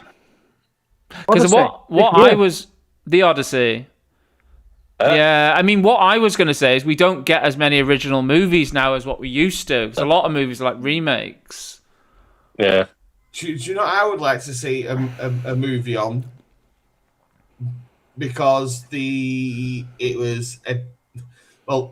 like to see a movie of Daredevil, of Deadpool and Wolverine. A movie of? Yeah, a game of. I was going to say, I think there is a movie. I think there is one. It's like your luck may be in, sir. Your luck may be in, sir. Two different characters to pick from. I mean, the Deadpool games are awesome. I absolutely love the Deadpool game. And like I said before, with the Wolverine game, I can't wait for the new Wolverine game. It looks awesome. Do you reckon Elder Scrolls would work better as a film or a TV series? TV series. Yeah. So you need to show some love for Deadpool. Game Camera Guy. Predator Badlands movie. Predator Badlands game. I think that would work as a game. Yes. Yeah. Like massive open world. Because the film is practically like, open world. You've got like a little companion with you who's talking to you all the time and all that weaponry and everything. Like perfect for an open world game, that. And it wasn't offensive. It didn't have stuff aimed at adults, really. Oh, God, here we go. We've got dodgy Deadpool. Yeah. The Predator Badlands. It's maybe not a kid's film, but kids could play a game based on it, I think. Yeah. Game Camera Guy said, Sonic had human teeth, lol. Yeah. Smorg has left the chat. Thank you for tuning in, buddy. It's much appreciated. Game Camera Guy said, E.T. the game was good, right? To be fair, the one on the PlayStation 1 was also awful. So at least he's consistent. E.T. was that good, it brought the whole gaming world to a standstill for a few years. That's how good it was. Did he? Because as a kid, I don't remember a crash. I don't remember anything. I just remember games kept on flowing to my ZX Spectrum.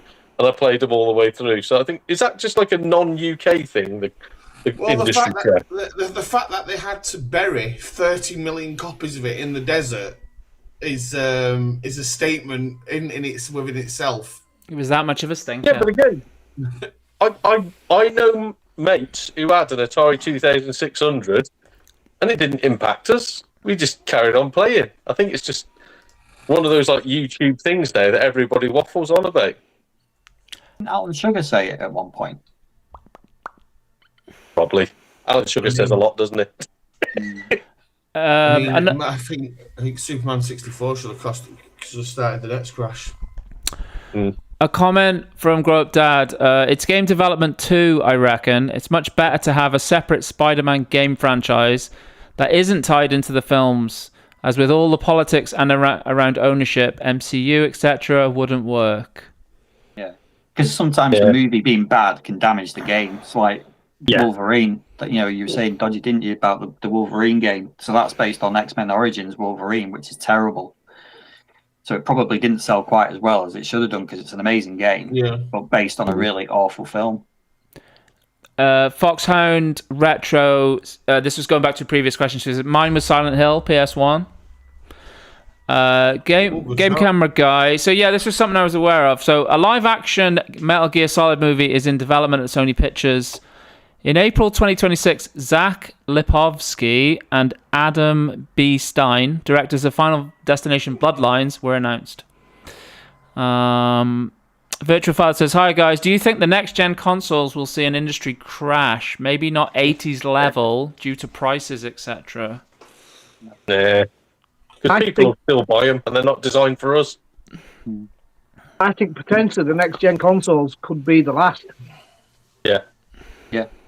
I think with everything going digital. God, sorry, Donald.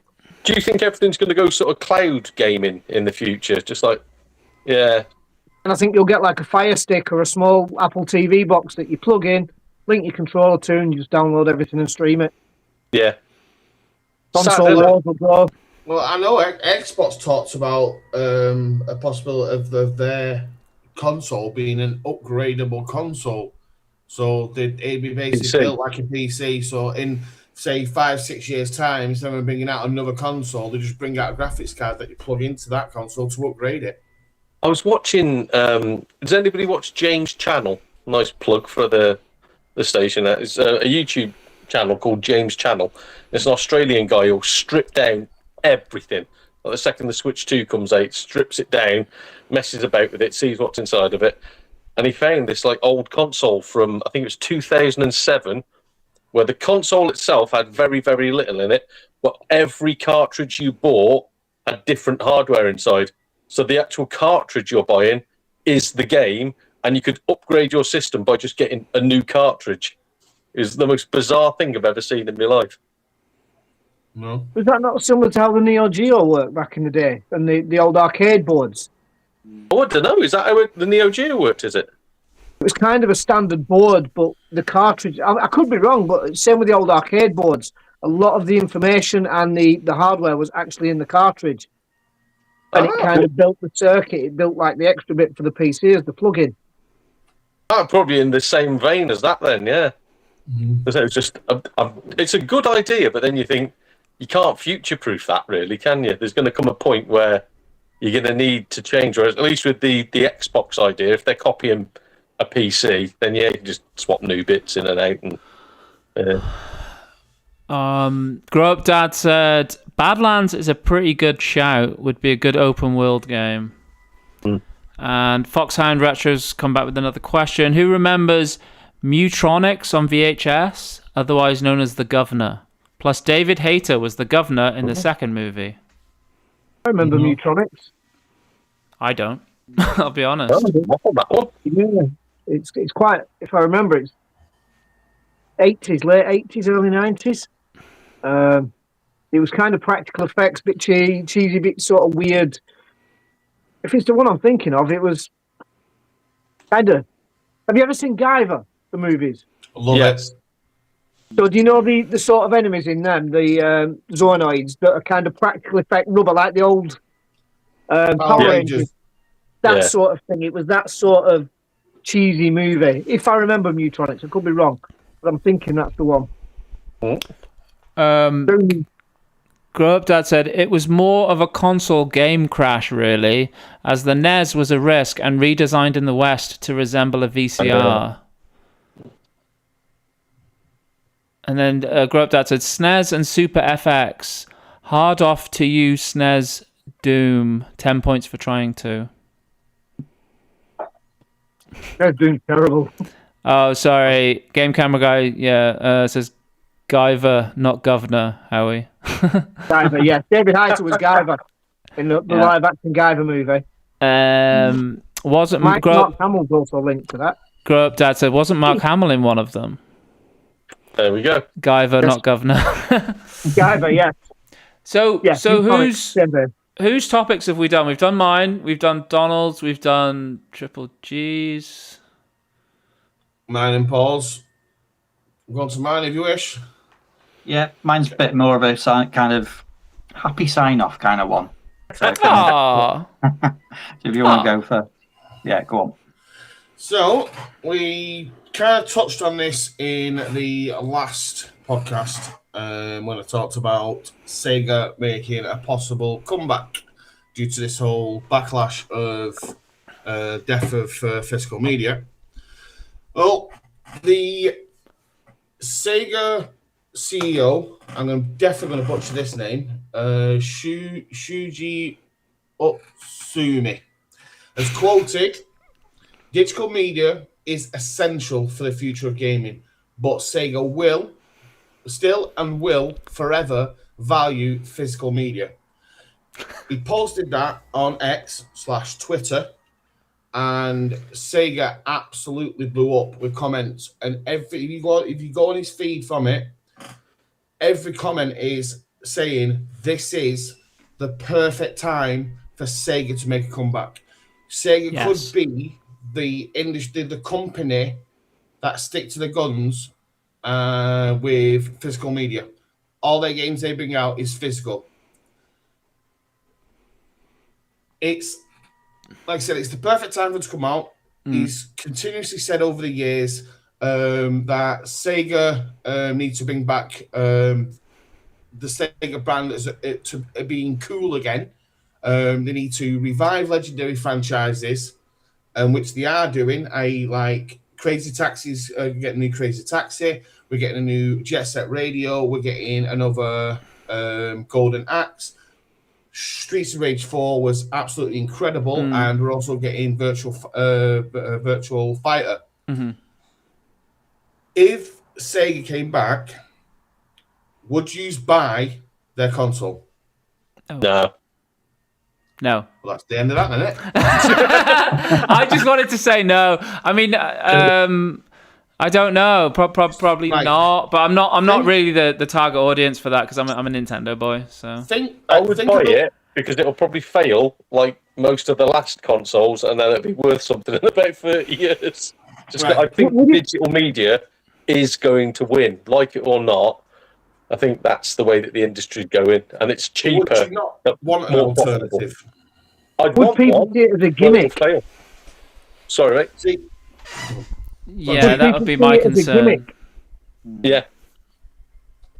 But one of the big failures of Sega is, especially with the Saturn, was their launch library.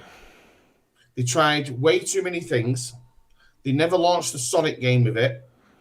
And that was one of the major downfalls for the system.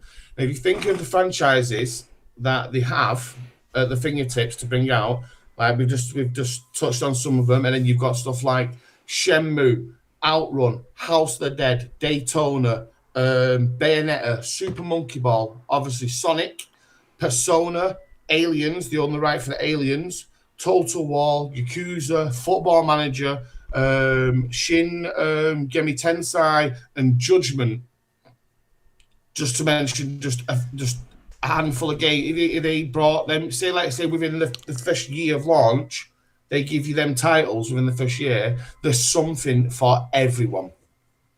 I think short term, I think it would be a success.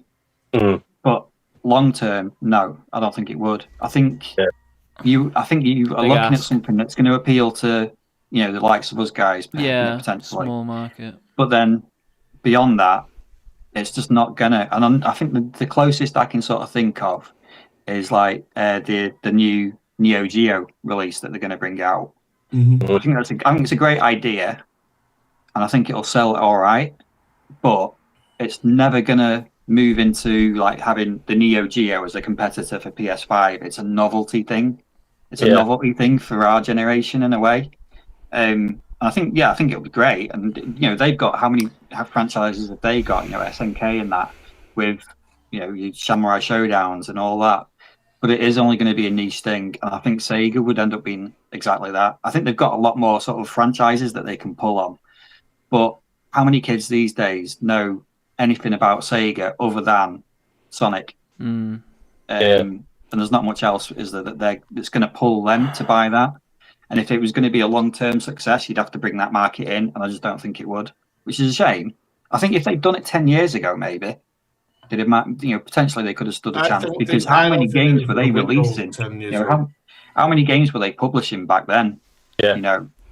But I think, I just think with the way that the industry's going, and it's inevitable, it is just going to go digital.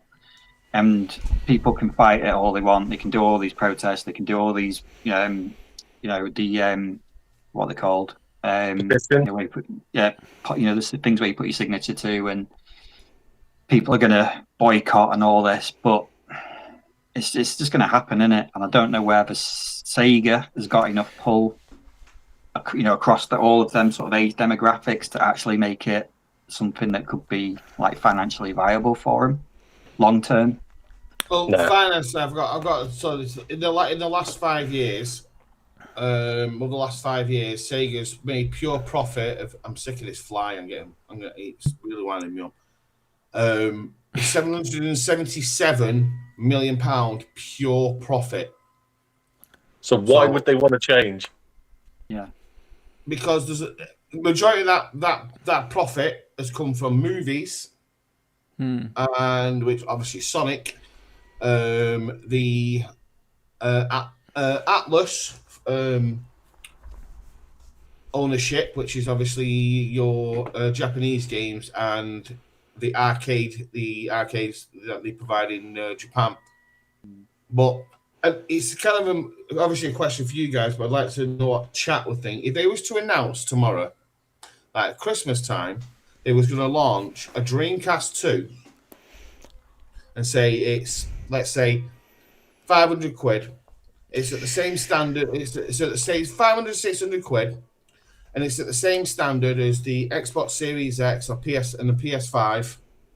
And it had, let's say, it had new Sonic game, all these titles, the Crazy Taxi, Jet Set Radio, a new Streets of Rage, and then a couple of races, let's say Outrun and Daytona for launch. Let's say we have 10, 15 launch titles. I'm going to throw Judgment in there because I think Judgment is one of the best games I've ever played. I thought that was an amazing game.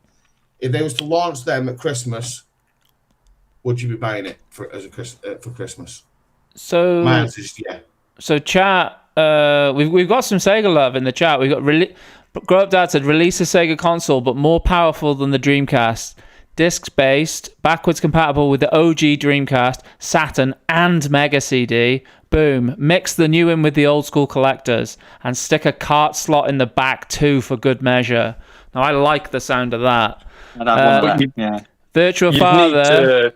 You'd need to be able to read like CD media. Or what was the one that Saturn had? Because that wasn't CD. I can't remember. It had its own media. And then was it Dreamcast had its own media? That was a GD-ROM. Yeah, GD-ROM, but Saturn had its own media as well. And it was like, she'd need to be able to read 3 different types of disc, plus whatever the new one is that they're going to put out. So backwards compatibility would be an issue with them. Virtua Father said, a backwards compatible new Sega console, yes, please. And then Grow Up Dad said, I think it was also sticking too long with the life support stuff for the Mega Drive. They were on the right track moving into CD early, but Saturn should have come out a year or so earlier than it did. And then Game Camera Guy just read this from a Eurogamer interview. In 2024, Sega president Shuji Yasumi said he wanted Sega to once again be the rock and roll to Nintendo's pop music. Well, they were when they pulled a lot of games digitally, didn't they? Like they pulled a lot of Sonic games and Echo and all that sort of stuff, and people thought, "Oh, there's going to be a new console coming out." It's and all it was the they wanted to handheld. make another. They are working on a handheld.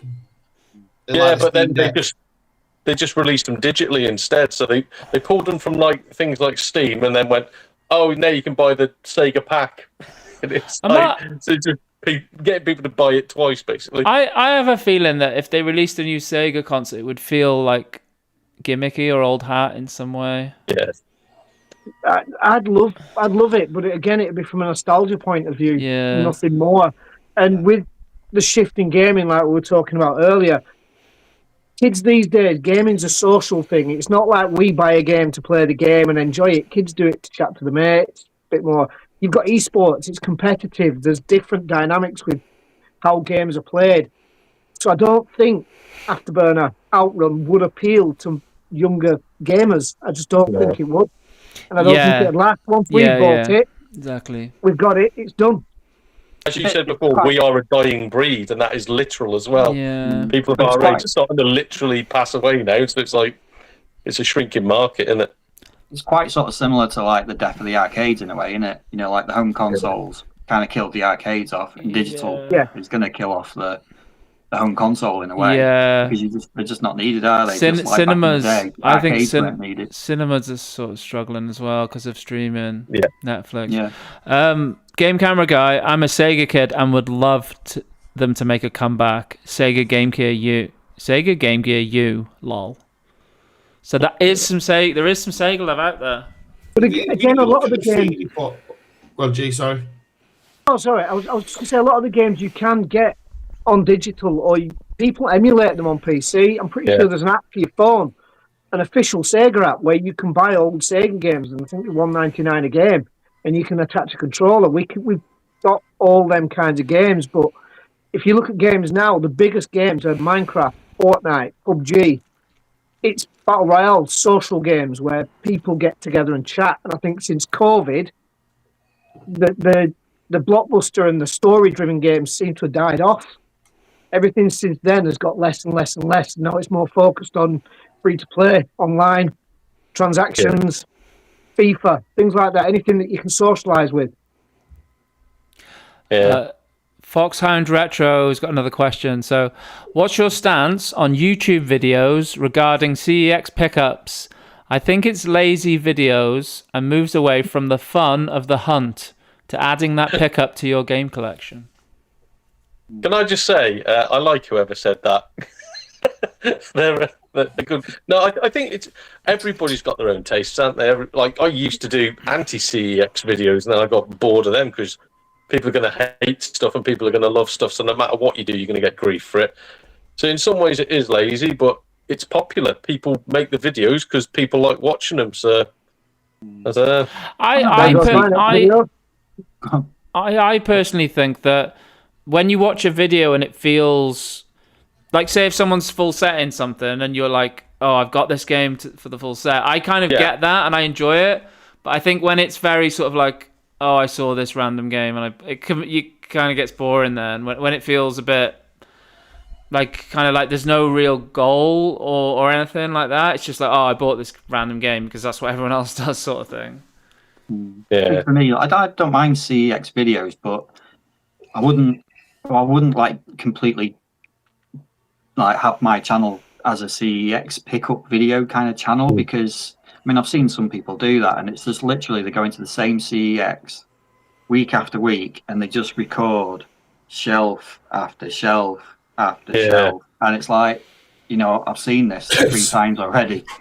But I think if you go into a CEX, or if you go into any video game shop now, I think it's quite interesting to see what's on the shelves. But as long as you're sort of pulling out like interesting looking games, you know, or decent prices, but I think you just got to have a bit of variety with it. If you're just relying solely on CEX and every single video your thumbnail's got that CEX logo on, it's a turn off for me. Holding a CEX bag like that. Yeah. What Yeah. I got today? Yeah, because it You're doesn't not aiming that really at take anybody any in effort, does it, to particular, go are into you, Donald? CEX? Really, What's that? so That's not aimed at anybody in particular, is it? I got the best CEX pickup of all time today. Who's that? No, that's what I was asking. Oh, yeah. No, I've no idea. Yes, some particular YouTubers that go into CX and then just absolutely demolish the shelves while they're shopping. I mean, I'm not going to mention any names, but when they do retro gaming markets, they deserve to have their stalls smashed to pieces. Please, mate, I begged you to tell us who it is. No, because she might. That's a loose term. Yeah. Come knocking at my door. Well, There's another one. I travelled 300 miles to spend £500 in CEX on a game. And that's it. I like CEX. I've never had any issues with CEX. To me, it's the only connection we have with this kind of physical stance on physical media. The stores I go in, and I don't shop online with CEX. I like to go into the store, chat with the staff, look at the stuff that I'm buying, and then walk away happy. Do you think that an offshoot of the question? Well, the question was about the videos, wasn't it? But do you think that indie shops need to try harder then? Because the amount of indie shops there's some really, really, really good indie shops, and they deserve to survive. And fair play to them. They've been going for like 20, 30 years or whatever. But there's a lot more people getting involved now that are just copying the CEX business plan. And not only that, they're not even competing with them. The prices are horrendous. The quality of the games is even worse. I think retro gaming stores and indie stores need to be the catalyst to getting the prices down. So say, for example, that if you go into a shop and buy a retro game and it's a couple of quid cheaper than CEX, if everyone was doing the same, CEX would eventually just drop their price. And then I'm not so sure about that because CEX is so powerful because they've got so many stores that it'd be really difficult for the indies to impact their prices, I think. So again, like me and Howard live reasonably close together, and there's an indie store sort of near us. They give you more money on trade-ins, and they sell stuff cheaper. So why would I go to CEX and trade my games in when I could get more trade-in value at that shop and cheaper products? Because all they do is look at the CEX app and go, "Oh, it's 24 quid there. I'll do it for 23." And like the games you're traded in, CEX would give you 12 quid. I'll give you 13. Why would I use CEX? If everybody started doing that, CEX's stock would get very, very limited. They'd end up with just like the charity shops, just FIFAs, load of old guff that nobody else wants. And I think it would force their hand to go, perhaps we need to be more competitive. Yeah. Yeah, indie stores and retro stores need to be the catalyst to get them down. Instead of joining the problem, fix the problem. Yeah. It's very, very difficult though, isn't it? Because you could imagine if you owned an indie store, to make money would be pretty hard, I'd imagine. It depends where you are as well, doesn't it? There's going to be so many retro stores opening. Many retro stores opening. I know two of the people I spoke to, the guy that owns the Rewind Games, he says he can't wait for this digital turnover. The amount of people that have been in and said, "Will your trading prices go up or down and stuff like that?" They're gonna have the monopoly then. Once with the retro market and all physical media, they're gonna have the monopoly. Like I said, but it's down to these stores that they're the ones that need to fix the problem, not join the problem, fix it. Well, retro indie stores, if you are listening, you heard it. You heard it from Dodge. Sort it out. Sort it.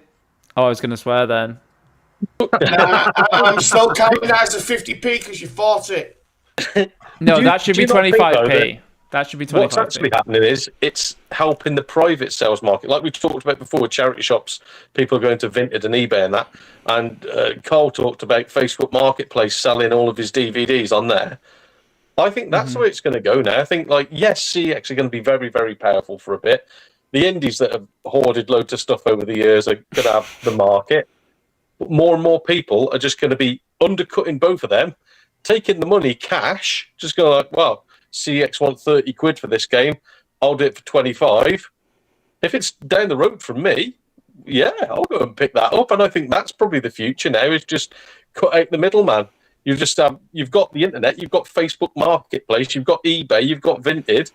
Why do you need these places anymore? Game Camera Guy said, I think CX will go the way of game eventually, and maybe then we'll see a boom in indies. I don't think we'll be around by the time that happens. I really don't. No. The thing with CEX as well is they're not just games, are they? I mean, we're talking pretty much games where they are everything. Sort of media related and tech related as well. And I don't know if anyone's noticed it, but a lot of the ones around here, I'm seeing more shelf space now being dedicated to like phones and tech than retro games and stuff like that. The turnover for phones is mad in CX, but CX do have all practice, stolen, which is very, very clever, which is kind of an inside thing here. I'm going to let you all know. Oh, I've told Paul this before. They rotate their retro stuff between stores.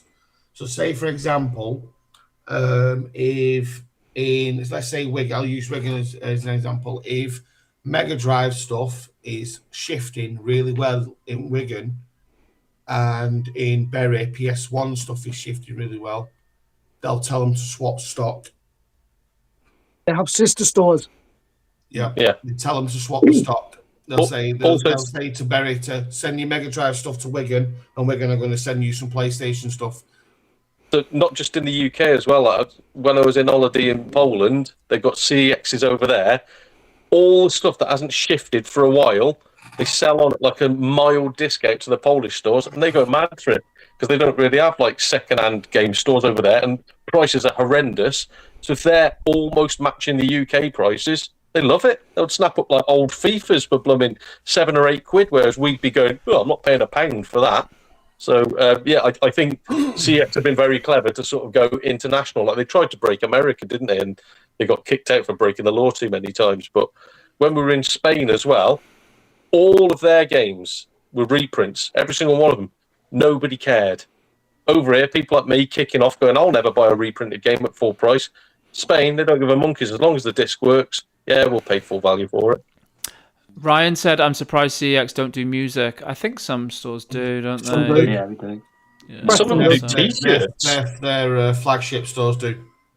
Preston does hats now. They've started doing baseball caps. I've seen one doing hair curlers and like hair dryers, hair curlers. I've seen one doing all sorts of electrical goods. It's depending on what's shifting. But it is literally a case of if they can sell it, they will take it. Well, if they can sell it at a massive profit. I don't know if any cash generator now, aren't they? Really? Yeah. Nice little feature that CX have been introduced. I don't know if you're aware of this or not. You can actually order stuff from your local CX through Just Eat. Yeah. But it costs more money than the regular delivery, so I don't understand it. That's random as hell. Because CX take their share and Just Eat take their share. Chris Berry told me, he said I wouldn't bother. He told me about it, he said I wouldn't bother doing it. And he was telling me about the double delivery fares. And if they've only got one item, so I couldn't say they had Splatterhouse in Berry, and and they only had the one copy in, they wouldn't deliver that. If they had 3 or 4 copies in, they'd deliver it. Yeah. But I don't understand it unless it's something you want that day, because you can have that day delivery using Just Eat. Whereas otherwise, just pay $2.95 and let it turn up in terrible condition 6 days later. Or pay £2 and get on a bus if you don't drive and go and pick it up. Well, unless it's in blooming Scotland or something. So if it's half a world away, it's £2.95, isn't it? Do you know what we need to do? We need to assemble, right? And we need to work our way through the alphabet and go to a CEX with every letter of the alphabet as a group. And see I think that would be a fantastic idea for you guys. That is beautiful. You 4 would be perfect for that, I think. That is beautiful. I'm not going to CEX in Zimbabwe though. No. Foxhound Retro said, I used to be doing charity shop pickups on YouTube from 2017 to 19 in South Wales. You lads should check them out. I'm thinking of returning to YouTube doing things the old way. The old school way. Good man. CX vids? Nah. Shall I show you lads this crappy little quiz that I came up with? It's a bit stupid, but that was kind of the idea. Go on then. So hopefully you should. It's only very short, so hopefully you should be able to see. Can you hear me, lads? And Yeah. yeah. Can't So- see nothing but one. So it's basically guess the overpriced crap, and it's things that I found online in the last like few days. Like if I had a month to bring stuff together, I could get some good bits. But so you need to put down a guess for each of these. There's 3 of them. Okay, the first one you have to guess the auction start price on a PS1 game bundle, 12 games, Resident Evil 2, Vandal Hearts, and then you've got SimCity, Cool Borders. You see the image, guys? Yeah. I can see it. Not yet, Rob. Nope. So who can see it and who can't see it? I can see. I can see. I can't. I haven't got a second screen. I can't. I haven't got. I can get a second screen. I'll run and rob the missus' phone. Okay, if it's quick. It's not Yeah. a biggie. What the- All that money behind Paul, he hasn't got a second screen. And Yeah, the I best bit is, mean, while this is happening, nobody can see any of us. It's just a white screen with some PlayStation games on, Yeah. with people talking in the background. yeah. I'll bring us back in for a second. Virtual Father says, Dodgy just got the new A to Z YouTube idea. A to Z of CX. Do one, then nominate 3 other people. Oh, Well, I'll start with. I'll go Ashton. There you go. I'll go Bolton. Ashton. Berry. can we do them online? You just got to look No. at this stuff online. That'll do for me. Stop going online. Okay, Ugh. how are we doing for screens, guys? I've got a second screen. Paul, are you? I'm not back I yet. haven't. I'm Go on, behind. you guys carry on. Okay, what I'll say to the guys, well, I will describe what the image is, okay, Paul? And if you imagine it, then you'll be golden, trust me. Go on then. Okay, question 1. Guess the auction start price on this bundle of PS1 rare games. We've got Resident Evil 2, Vandal Hearts, SimCity 2000, Gran Turismo Platinum, The Simpsons Wrestling, Cool Borders, Harry Potter and the Philosopher's Stone, Star Wars Episode 1, Harry Potter and the Chamber of Secrets, Tony Hawk's Pro Skater 2, Road Rash, and Rugrats Studio Tour. Right, is the console boxed? Do we know? No, there's no console. It's a game bundle. It's just a bundle. You can see the image on screen, Dodge. You know? Can you see it? Yeah, I thought it meant PS1. No, with just the games. Just the game. So guess the auction I'll start with price. 250 quid. No, put your answers down on a sheet, and then I'm going to say who's closest, and you get 1 point. But I'll show you them. Writing anything down. But I'll show you them all first. I could just say, yeah, that was my answer. I've written down. Where's my little thingamajig? To be Where's it fair, gone? Dodgy has just broken your method there. We could just say whatever you say. Go, yeah, that's what I've got written down. Look at Paul. He's pretending to write it down. Yeah, but I have to trust you guys. I have to trust you guys. You know that this is how this works. Don't tell us until you've asked everybody. Yeah, I will not tell you until I've asked anybody. Okay. There we go. Just shove that up your pipe. Quizzing. Right, where's my controls gone? Why can't I change the slide thing? Where's it gone? Oh my word. I'm putting mine in the chat. Right. I'm going to have to do this the old school way. Okay, Delete it. deleting that. Right, number 2 is a PlayStation 1 games bundle, not tested, been in the cupboard. Guess the buy it now price on FB. So we got V-Rally, V-Rally 2. I've definitely deleted it, mate, because there's still just a white... Oh, no, it's not. It's just changed. Yeah, we got V-Rally, V-Rally 2, Ridge Racer Revolution, Formula 199, Colin McRae Rally Platinum, Destruction Derby 2 Platinum, And then we've got some disc onlys for like Small Soldiers, Taco Touring Cars, Police Chase, World's Scariest Police Chases. So please guess the buy it now for that.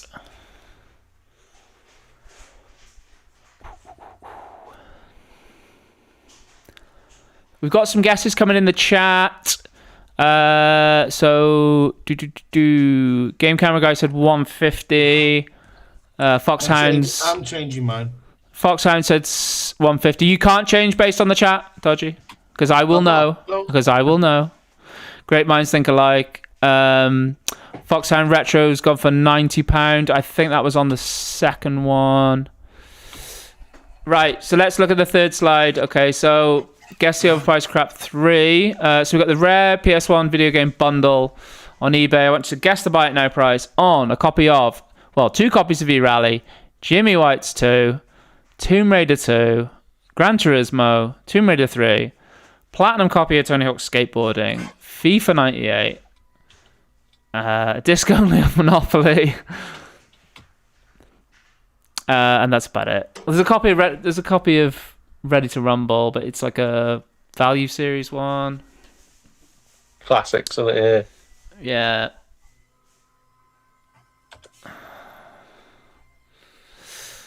Right, I'm going to go back to the podcast screen now, so I don't bore anyone to tears with that monstrosity that I've put together there. So has everyone got their guesses? Yeah. Okay. For number 1, guys, tell me what you've got. 220. Wait there. Let me ask you. So I got Donald, we got Paul, we've got Triple G, and we've got Dodge. Okay, Donald. 250 quid. Paul. 100. Triple. 300. Dodge. 220. Very good guesses, guys. Donald takes it. It's £260 and 70 pence. Because it's my listing. Yes, it is. I've just noted. No. Okay, well done. Donald gets a point. Okay, the next one, guys. So the PS1 bundle untested that had been in the cupboard. What's the buy it now for that on Facebook? 65 quid. Paul? 40. Triple? 180. Lad. Dodgy? I know what eBay's like. 100. 100. That one goes to Paul. It was £50. Buy it now on Facebook, that one in Wrexham, if anyone fancies it. Last but certainly not least, the rare PS1 bundle on eBay. What was the buy it now on that? 50 quid. 50. Paul? 25. 25. Okay. Triple G? 70. 70. Dodge? I put 200. Well done, Triple G. It was £79.74. Well, absolutely lads, insane. I cannot. Can we start again? I didn't understand the question. I actually can't split you because Donald and Paul and Triple G have all got 1 point. So tiebreaker. Oh, now you're asking. Now you're. I've got one other random thing. I tell you what. For a tiebreaker, in the meantime, we'll listen to Paul's question, but you can. No, I've got a random one here I could show you if you want. Oh, go on then. I'll describe it. Is it High School Musical 3 Disney Xbox 360 singing version? No. 700 quid. Right, I want. All right, what it is, guys? I want the buy it now on an eBay listing. That is massive job lot gaming. Game console bundle, PS1, PS2, Xbox, Nintendo. You got a stack of Wii games that include Wii Fit, Wii Fit Plus, Mario and Sonic at the Olympics, etc.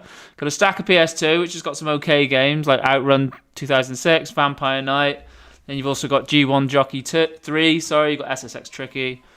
And then you've got a few other random games like Theme Hospital on the PS1, a couple of PS3 games, a couple of DS games. Like nothing special, guys. You got Zumba boxed on the way. And then you've got what looks to be a big old stack of discs as well, like a lot of discs. Like looks like could be 150 discs maybe. Is it buy it now or starting bid? This is a buy it now. It's a buy it now. So give me your worst. Give me your worst on that. 350 quid.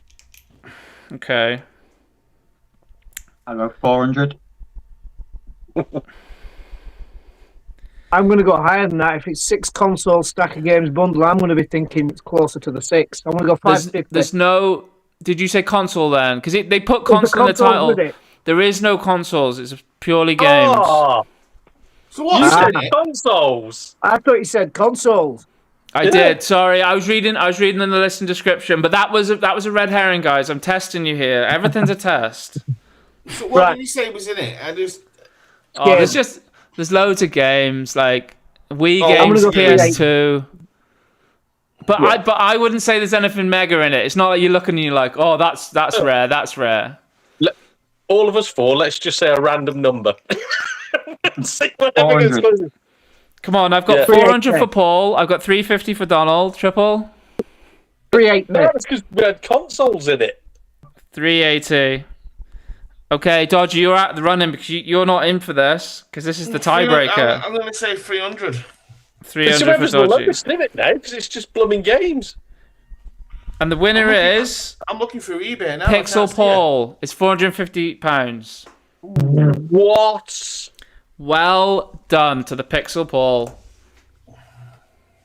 Well done, sir. For just like mediocre games.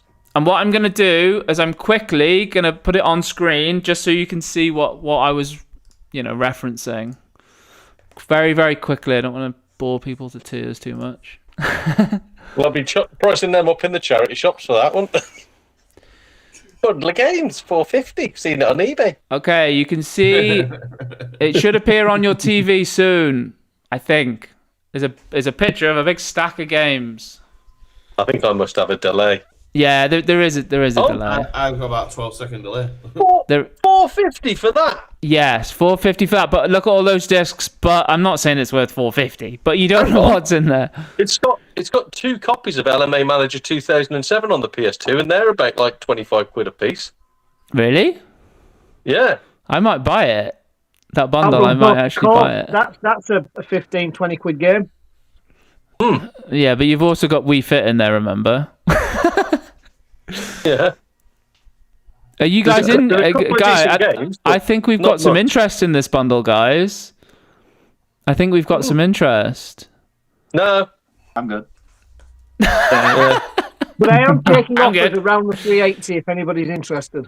The chat was just saying, so second slide, sorry, it's hard to keep up with everything. Second slide, Game Camera Guy went for 200. Third slide, he went for 300. Foxhound went third slide, 110.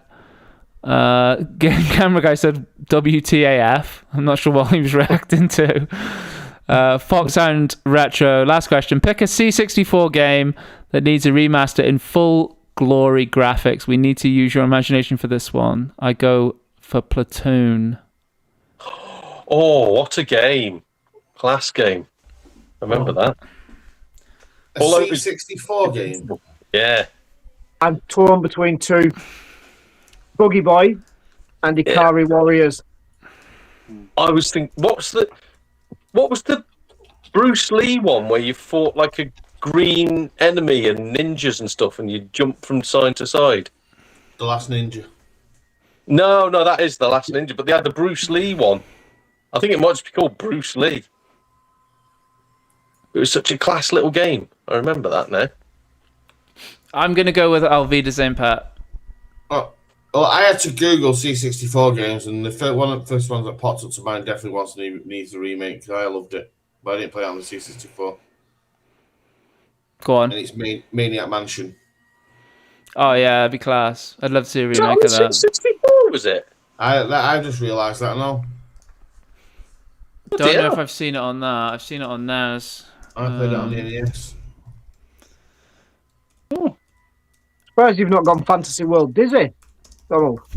No. I say I always remember going around my mate's house, and we used to play Bruce Lee on it, and the other one we used to play, bizarrely, was Trivial Pursuit. But I don't really want a remake of that. All right, thank you. Disney doesn't need a remake. It's perfect as it is. That's charm. The Commodore 64 Terminator 2 game was good. What, Anybody's ever played that on the cartridge? Was that the side-scrolling beat-y-up thing where you played as Arnie? You start on a bike and then you go to the side scroll, and it was a cartridge that plugged into the back of the C64. It was a big long thing. Even RoboCop was a class game as well, I remember. Yeah, it was. Robocop on the C64 was good. Anyone want to know what it's like? Go and check out my video. Yeah, your retrospective. Oh dear. Shall we get Paul's happy ender? Yeah. Shall we get a happy ending off Paul? Yes. Absolutely. Yeah, Just keep in mind David's watching this. I was laughing before because Game Camera Guy commented as soon as you mentioned that, he said Pixel Paul's happy endings ... I was laughing to myself reading it. So I'm going on holiday next week. I don't know if I mentioned it. So I thought, why not? Give me games that remind you of good holidays. So like if you played them on in the arcades or you took them with you. So like for me, for example, I remember we went to Perfeli Butlins in I think it would have been like 1992, 93. And I remember playing Shadow Dancer in the arcade there. So that's always one I remember. And I always remember it was the first holiday that me and the missus went, and it was weird because it was at the same camp actually at Perfeli. And I took my PS2 so I could finish Beyond Good and Evil while we were there. So I always remember them too. So yeah, that's the question then. Games that remind you of good holidays. My holiday memory is I used to go to Barmouth a lot as a kid and stay in the caravan, and they had an arcade of Double Dragon, and I just remember that it was like you could play it for free because there was something wrong with it, or I think there was something wrong with it. Do you know what I mean? You meant to put like 10p in or whatever, but it was just you could just play and play and play. So it was like at that age you were just like head was just gone. You're just like, this is free. This is the best thing ever. But that was cool. And I remember playing, my mate showing me the Game Boy game of Double Dragon. And then when I heard the music, I was like, I know this. And then I linked it back and I was like, oh, it's that game that I used to play in the arcade. And the only other one that springs to mind for when I was a kid was the things where you had like a water gun and you like spray it. I remember that as well. That was fun. Cool. Mine was, I have two actually. One's kind of a good one and one's a bad one. I went on a holiday with my nan and took my Game Gear with me. And I was playing the Incredible Hulk on the Game Gear, which was absolutely amazing. My cousin, because I wouldn't let her play a game on it, she took it off me and threw it off the balcony into the pool. Damn. Yeah. My other one was the first ever time, same holiday. It's the first time I ever played Vendetta on the arcade. I could not get off it. Nice. Well, I'm going to go positive for a change. So arcade memories. I remember the first time I ever played Daytona in the arcade, in the actual big car where you could like change gears manually and everything. That was fantastic. But it was like a 2-player one. So as I was playing, I'd just be playing sort of like winner stays on because I was doing really well. And I just remember, I must have been about 12 years old, and the lad who got in next to me must have been like in his early 20s, and I could hear him showing off to his missus and basically saying like he's going to ram me off the road and like teach this kid a lesson and all that sort of stuff. And I absolutely schooled him, and then turned to his missus and winked like a cheeky little lad, and so got a bit of a spurt back. So I'm like, yes, game. I am a player. So that was the first one I remember. Also, I remember in the arcades playing. This was at Butlins. I think it was Butlins Minehead. They had. Was it called Slam Masters? It was like a wrestling game. But it was like, I remember playing that, and that was absolutely fantastic. Like, Konami made that, I think, didn't they? Yeah. No, it was Capcom, wasn't it? It was on the Super Nintendo. Mike Hagar was in it, wasn't he? Yeah. What's that? Mike Hagar. After you finished it, you unlocked Mike Hagar from Final Fight. Oh, I never managed to get too far. Because I had very few memories, like good memories, on holiday with my brother. But that was one of them. Was we used to play Slam Masters together. We'd play the Simpsons arcade game, like the 4-player one, and also there was a Marvel one where you could play as like it wasn't Black Widow. I think you played as like some sort of like I'm not good with Marvel characters. It was like some sort of like Spider Woman thing. You could be That's the one, yeah. And you could play as like Nightcrawler and things like that. And I remember playing that, and then this is going to sound horrible. The reason why it sits in my head, there was me, my brother, and then a lad who Dodgy may have referred to before, who came in who had certain mental deficiencies, who sat down next to us, and he kept on beating my brother up on the game. We were like, no, you're meant to like fight the baddies. Don't fight us, fight the baddies. And he kept on whooping my brother's bum, but then dying himself as well. And it got to the point where I was thinking, where's he getting this money from? And then we realised he was half-inching 20p's out of my brother's pocket and putting them in so he could keep on playing to kill my brother. So it was, absolute genius moment. I love that. And I also remember going on holiday to Real, and I picked up Psycho Pinball on the Mega Drive, which was fantastic, and a very, very, very weird Mega Drive game that I cannot find now called The Otifants, I think it was called. Yep. Yeah, really, really enjoyed that. So for once, positive memories of me, which involve a lad with learning difficulties beating up my brother. Yeah. Mine is, I've been 14. We went to Avon at Devon Cliffs, and in the arcade there, they had Mortal Kombat 2, which was a winner stay on. We played, that was 10p ago, and we spent hours and hours and hours in there. Rather than go to the entertainment at night, it was there. And they also had an afterburner, big dome thing that you sat in, and it rolled, but it didn't go all the way. But we spent a week trying to get it to do a full 360, which it wouldn't do. But yeah, that was a great memory. And another one was a stag do in Blackpool. And one of the arcades had an MX5, full-size MX5 set up with multiple screens and Ridge Racer to play. Oh, bloody hell. Okay. That was good fun. You were sat in a proper car and the screens surrounded you. And we spent a good few hours playing Ridge Racer and Daytona 2-player, because that was unbelievable. There was a lot of money lost on Daytona that night on that stag do, because it started out friendly and then it got down to £2 a race, £5 a race. You know, like bands are really expensive for weddings. Because I remember one of the best ideas that I ever went to at a wedding was me mate just rented out a hall and like put all the food on everything. And they've got a big screen there and a projector. And like I think it was Band Hero or something like that. So of course everybody's smashed and we're all picking up like playing the drums, playing the bass, playing guitar, people trying to do karaoke over the top of it.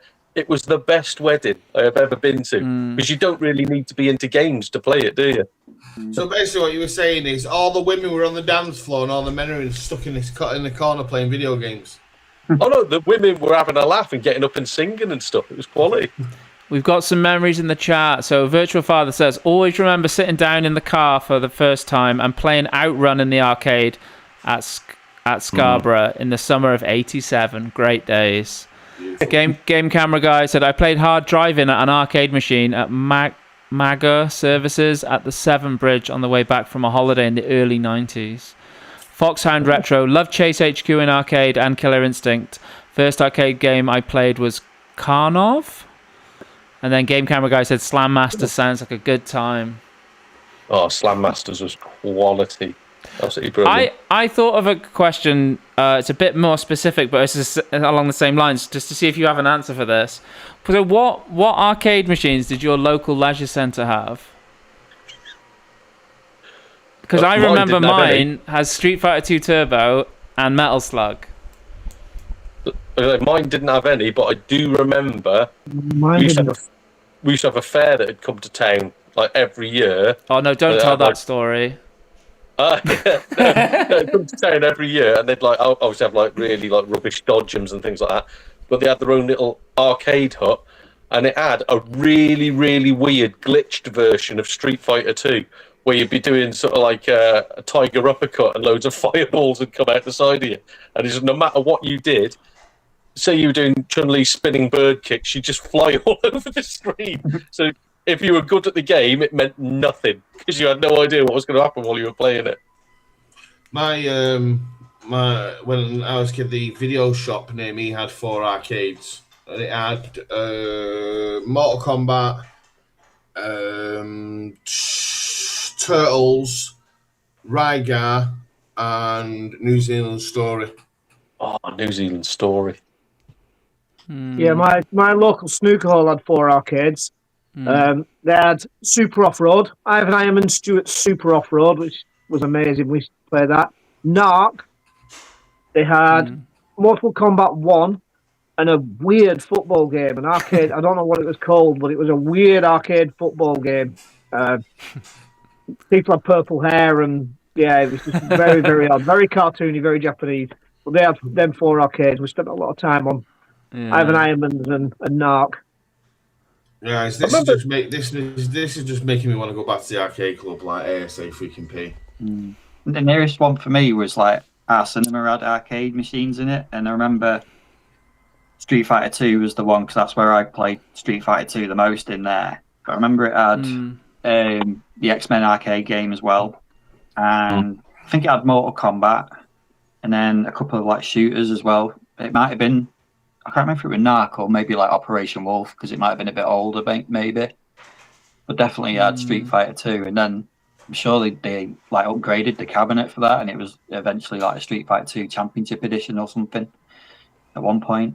But we didn't have many arcades around here. The only other place I remember was like one of the, like sports rec places. I remember that having Gauntlet at one point. But... I've just had the key memory unlocked because of that. Because when you said that you didn't have any places apart from a sport rec, we had a youth club, and they had a game called Two Crude Dudes, which was I remember that. And also there was like, it was almost like you were James Bond, but the game wasn't a James Bond game. So you'd be going like left to right, shooting people that would be approaching you from both sides, and then you'd end up like on a motorbike with people sort of coming towards you. I can't remember what that was called. Was it Rolling Thunder or something like that, or Elevator Action or something? It might have been Rolling Thunder. But yeah, I just remember and I'd have been a little kid at that point. I just remember Two Crude Dudes being fantastic, and the James Bond game was almost impossible. Like if you got onto the bike, you were doing well. You know, Two Crude Dudes get a Mega Drive release. Did it? Yeah. I think it did, yeah. Yeah. Oh my god. Is that a tinfoil hat? Yeah, I was going to wear it during my Sega talk because it was kind of a rumour and a speculation. I forgot to put it on. So. That is so good. Please wear that. Trying to be a Smurf. Please just wear that just out and about, like next market or something. Well, I mean, I could wear it this way and it looks a bit weird.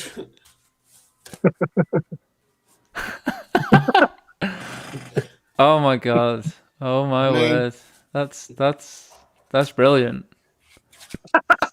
That really is. Has anybody seen a weird band called Angine de Poitrine? Something I think they're called. Yes. Yeah. I've just got vibes of that looking at Dodgy. Foxhound Retro said, my local fish shop in my village had R-Type arcade. Nearest town fish shops had Bubble Bobble, Double Dragon, and Last Wonder Boy. Double Dragon, yeah, for sure. There's a few classics, isn't there, that spring to mind for me. Like early arcade memories like Time Crisis, House of the Dead. Yeah. I think I remember playing Tekken in the arcade. That's the sponsor for these podcasts. I'm gonna speak to Darren so we can get the arcade club to sponsor us. Yeah, I mean free entry. Maybe we should do the next. Maybe we should do the next live stream from there. Oh, Yes. that would be so good. Round the table. And then a signing straight after it. Sounds good to me. Yeah. He'll probably. To be fair, I'll speak to him. He might give us a room to sit in. I thought you just meant to all go and bomb in or something. Yeah. A room for. Give us the for room. what exactly. Do what you want. Game Camera Guy said, I remember playing Gunstar Heroes and Sunset Riders a lot in arcade and console. Oh, Sunset Sunset Riders. Riders. What a game. Me and Paul played that same at Arcade Club. Yeah. Mortal Does anybody Mortal remember Kombat Mad and Dog Killer McGee? Instinct. Yeah, I do. You can get that on the Wii. Mad Dog McGree. When Yeah. that came out, it blew me away. Never played it. FMV. Yeah. Is that the one where there's like the images of people pop up and you... So it's proper video. It's like a video, and you spend that much FMV, time innit? watching. You spend that much time watching it, stood there with your gun like that. You'd miss the opportunity. You'd be like, I'm dead. The scene would go on for about 20 minutes, and it'd be like one split second you're supposed to be concentrating to shoot someone. It's like a full movie. Here's our out of touch time. Is Laser Quest still a thing? I used to remember enjoying that. Some places, yeah, I think it still We goes. went somewhere the other day with. I went somewhere the other day with David, and he had a laser. There's a Rapid Centre. Morecambe. There's a laser quest in Morecambe. Yeah. That should be our next day out. Valley and it's gone. Ryan said, I loved Mad Dog McCree, had it on the PS3. What a game. What a game. I remember seeing it on the Wii, or like having it on the Wii and stuff like that, but... Yeah. Was it originally a CDI or a 3DO game or something like that? It was on one of the I think strange it's little 3DO. I remember it being on Games Master once. Yeah. One of the challenges. I love Games Games Master needs to come back. It tried. It came back for another season and failed dramatically. Yeah. That's such a shame. I remember they used to have a really, really terrible phone-in game as well on like loads of TV shows called Hugo. And they got a few releases on the PS1. PS1. Yeah, I tried that game. Oh, this is my green screen. My green screen's gone. Oh! Oh no! Hey, you're ruining the picture I put behind you. Technical difficulties. I'm not doing any sort of like Third Reich salutes or anything. Don't worry. I thought that was a poster behind you, and now I'm seeing it's not. Mrs. Mackerel, sort Oh, it. you know what? So I can't be bothered anymore. That's going to hurt me back doing that. So, yeah, no, I just remember Hugo, and it got a couple of releases on the PS1, and I just remember thinking like, this is almost unplayable when you see it on TV shows, and it was even worse on the PS1. So that was good fun. I actually played that on TV. I phoned in and did it. It was the one where you're in like a minecart and there's a ball coming behind you and you've got to press your phone numbers to go left and right. That's it. It was a joke because you'd press the number and then 20 minutes later you'd move. It was designed for you to never win, ever. Grow Up Dad said, I've got it on the Wii, Stranger. Is that Mad Dog McCree? Is that a reference, is it? Yeah. Going back to Hugo, it was that bad. It got a sequel, didn't it? I'm pretty sure there's Hugo 2 as well, yeah. Well, Game Camera Guy says he kept amend this wall. Game Camera Guy said he kept throwing the bottles up and we would miss the shots and he'd say, try another. Is that Mad Dog McCree? Yeah. And on your training level. Virtual Father says Games Master and Bad Influence. Is Bad Influence that program? Bad Influence was brilliant. I remember that. Andy Crane. Andy Crane was on it. Andy Crane. Andy Crane, sorry, yeah. And Violet Berlin. Yes. Yeah. Grow Up Dad says, haha, Hugo, left jump. and then people playing on touch tone phone. Yeah, that's what I had to do it on. I was at my nan's. I remember being at my nan's doing it there. I didn't be like before she woke up because it was at like bleeding 8 o'clock in the morning. What was the phone bill for that? I don't know. I haven't got a clue. Foxhound Retro says, who remembers when you could go in a newsagents and buy a C64 game cassette off a spinning shelf rack for 99p? Also Spectrum and VIC-20. Yeah. And because I was such a nerd at the time, they used to do games for $2.99 on the ZX Spectrum. Yeah. And I'd go in every week and buy a new one. But because they were cheap quality, a lot of them would fail. And I ended up getting banned from the newsagents because he said I was taking home and copying them. So in the end, that's what me and my mates did. We'd just go in there and buy them and copy them. Like, we didn't know we could do that until you told us.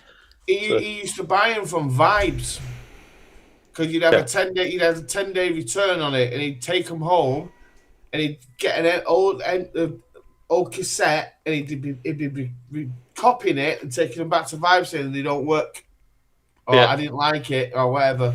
He used to have millions of games, and every single one of them would be like, it'd have like Top of the Pops September the 4th on it, and it wasn't even that. It was probably Batman or something like that. Yeah. I'm just gonna. What was the best bit as well? On your like C90 tape. So instead, you'd go down, you'd buy one game for $2.99. You could fit like 4, 6 games on it, whatever. So you'd actually trim down your collection by copying the blooming things as well. It was great. I'm just going to read the chat, and then I've thought of a question I just want to ask you guys. So, Grow Up Dad said, Hugo 2 is a comp of all those mini games. It had the minecart level. Ryan said, Mad Dog 2, The Lost Gold. Game Camera Guy said, oh my god, I loved Violet Berlin in Bad Influence. You'd have to record the end to catch all the cheats at the end of the show and then pause it later on. Data Blast. Yeah, Grow Up Dad said the Data Blast. Game Camera Guy said that's it. Grow Up Dad. Nobody seems to remember. What's that? What was the weirdo on Bad Influence in the basement called? Not Gilbert. Rab something. D-Rab or something like that. He did the cheats. Sav? What monster am I thinking of? Which was called Gilbert, and it was like a green alien with like loads of straws sticking out of it. That was the Saturday morning show, wasn't it? They used to take on the road and stuff with. That was Buchanan. Namrud. That's it. Nobody seems to remember. Yeah, Namrud. Grow Up Dad also said no one seems to remember TIGs though. I don't know if that means anything to you. TIGs. No. TIGs, TIGs, TIGs. TGIs? I remember TGIs. It might come back in a minute. I just wanted to ask, is there any games that you guys have a memory of from when you were younger, but you've not managed to figure out what it is? Like you just can't find it anywhere to learn the name of it? Because there's one that I used to play at my cousin's, and it's not so much of a game, but it was like you were in a like a fairground, and you walked along left to right, and I have a memory of it, but I've not been able to find it. And like I say, it wasn't necessarily a game. It might have been like a bit of a puzzly thing, or just some sort of software thing that I remember, but I'm not sure what it is. But yeah, I thought the same for you guys. I just wondered. There was a game on the PS1, which was it was like a 3D fighting game, and I remember it having cloud in it, and I can never remember what game that was. Is it not guys? Is it? It's got a weird Energize or something like that, weren't it? Yeah.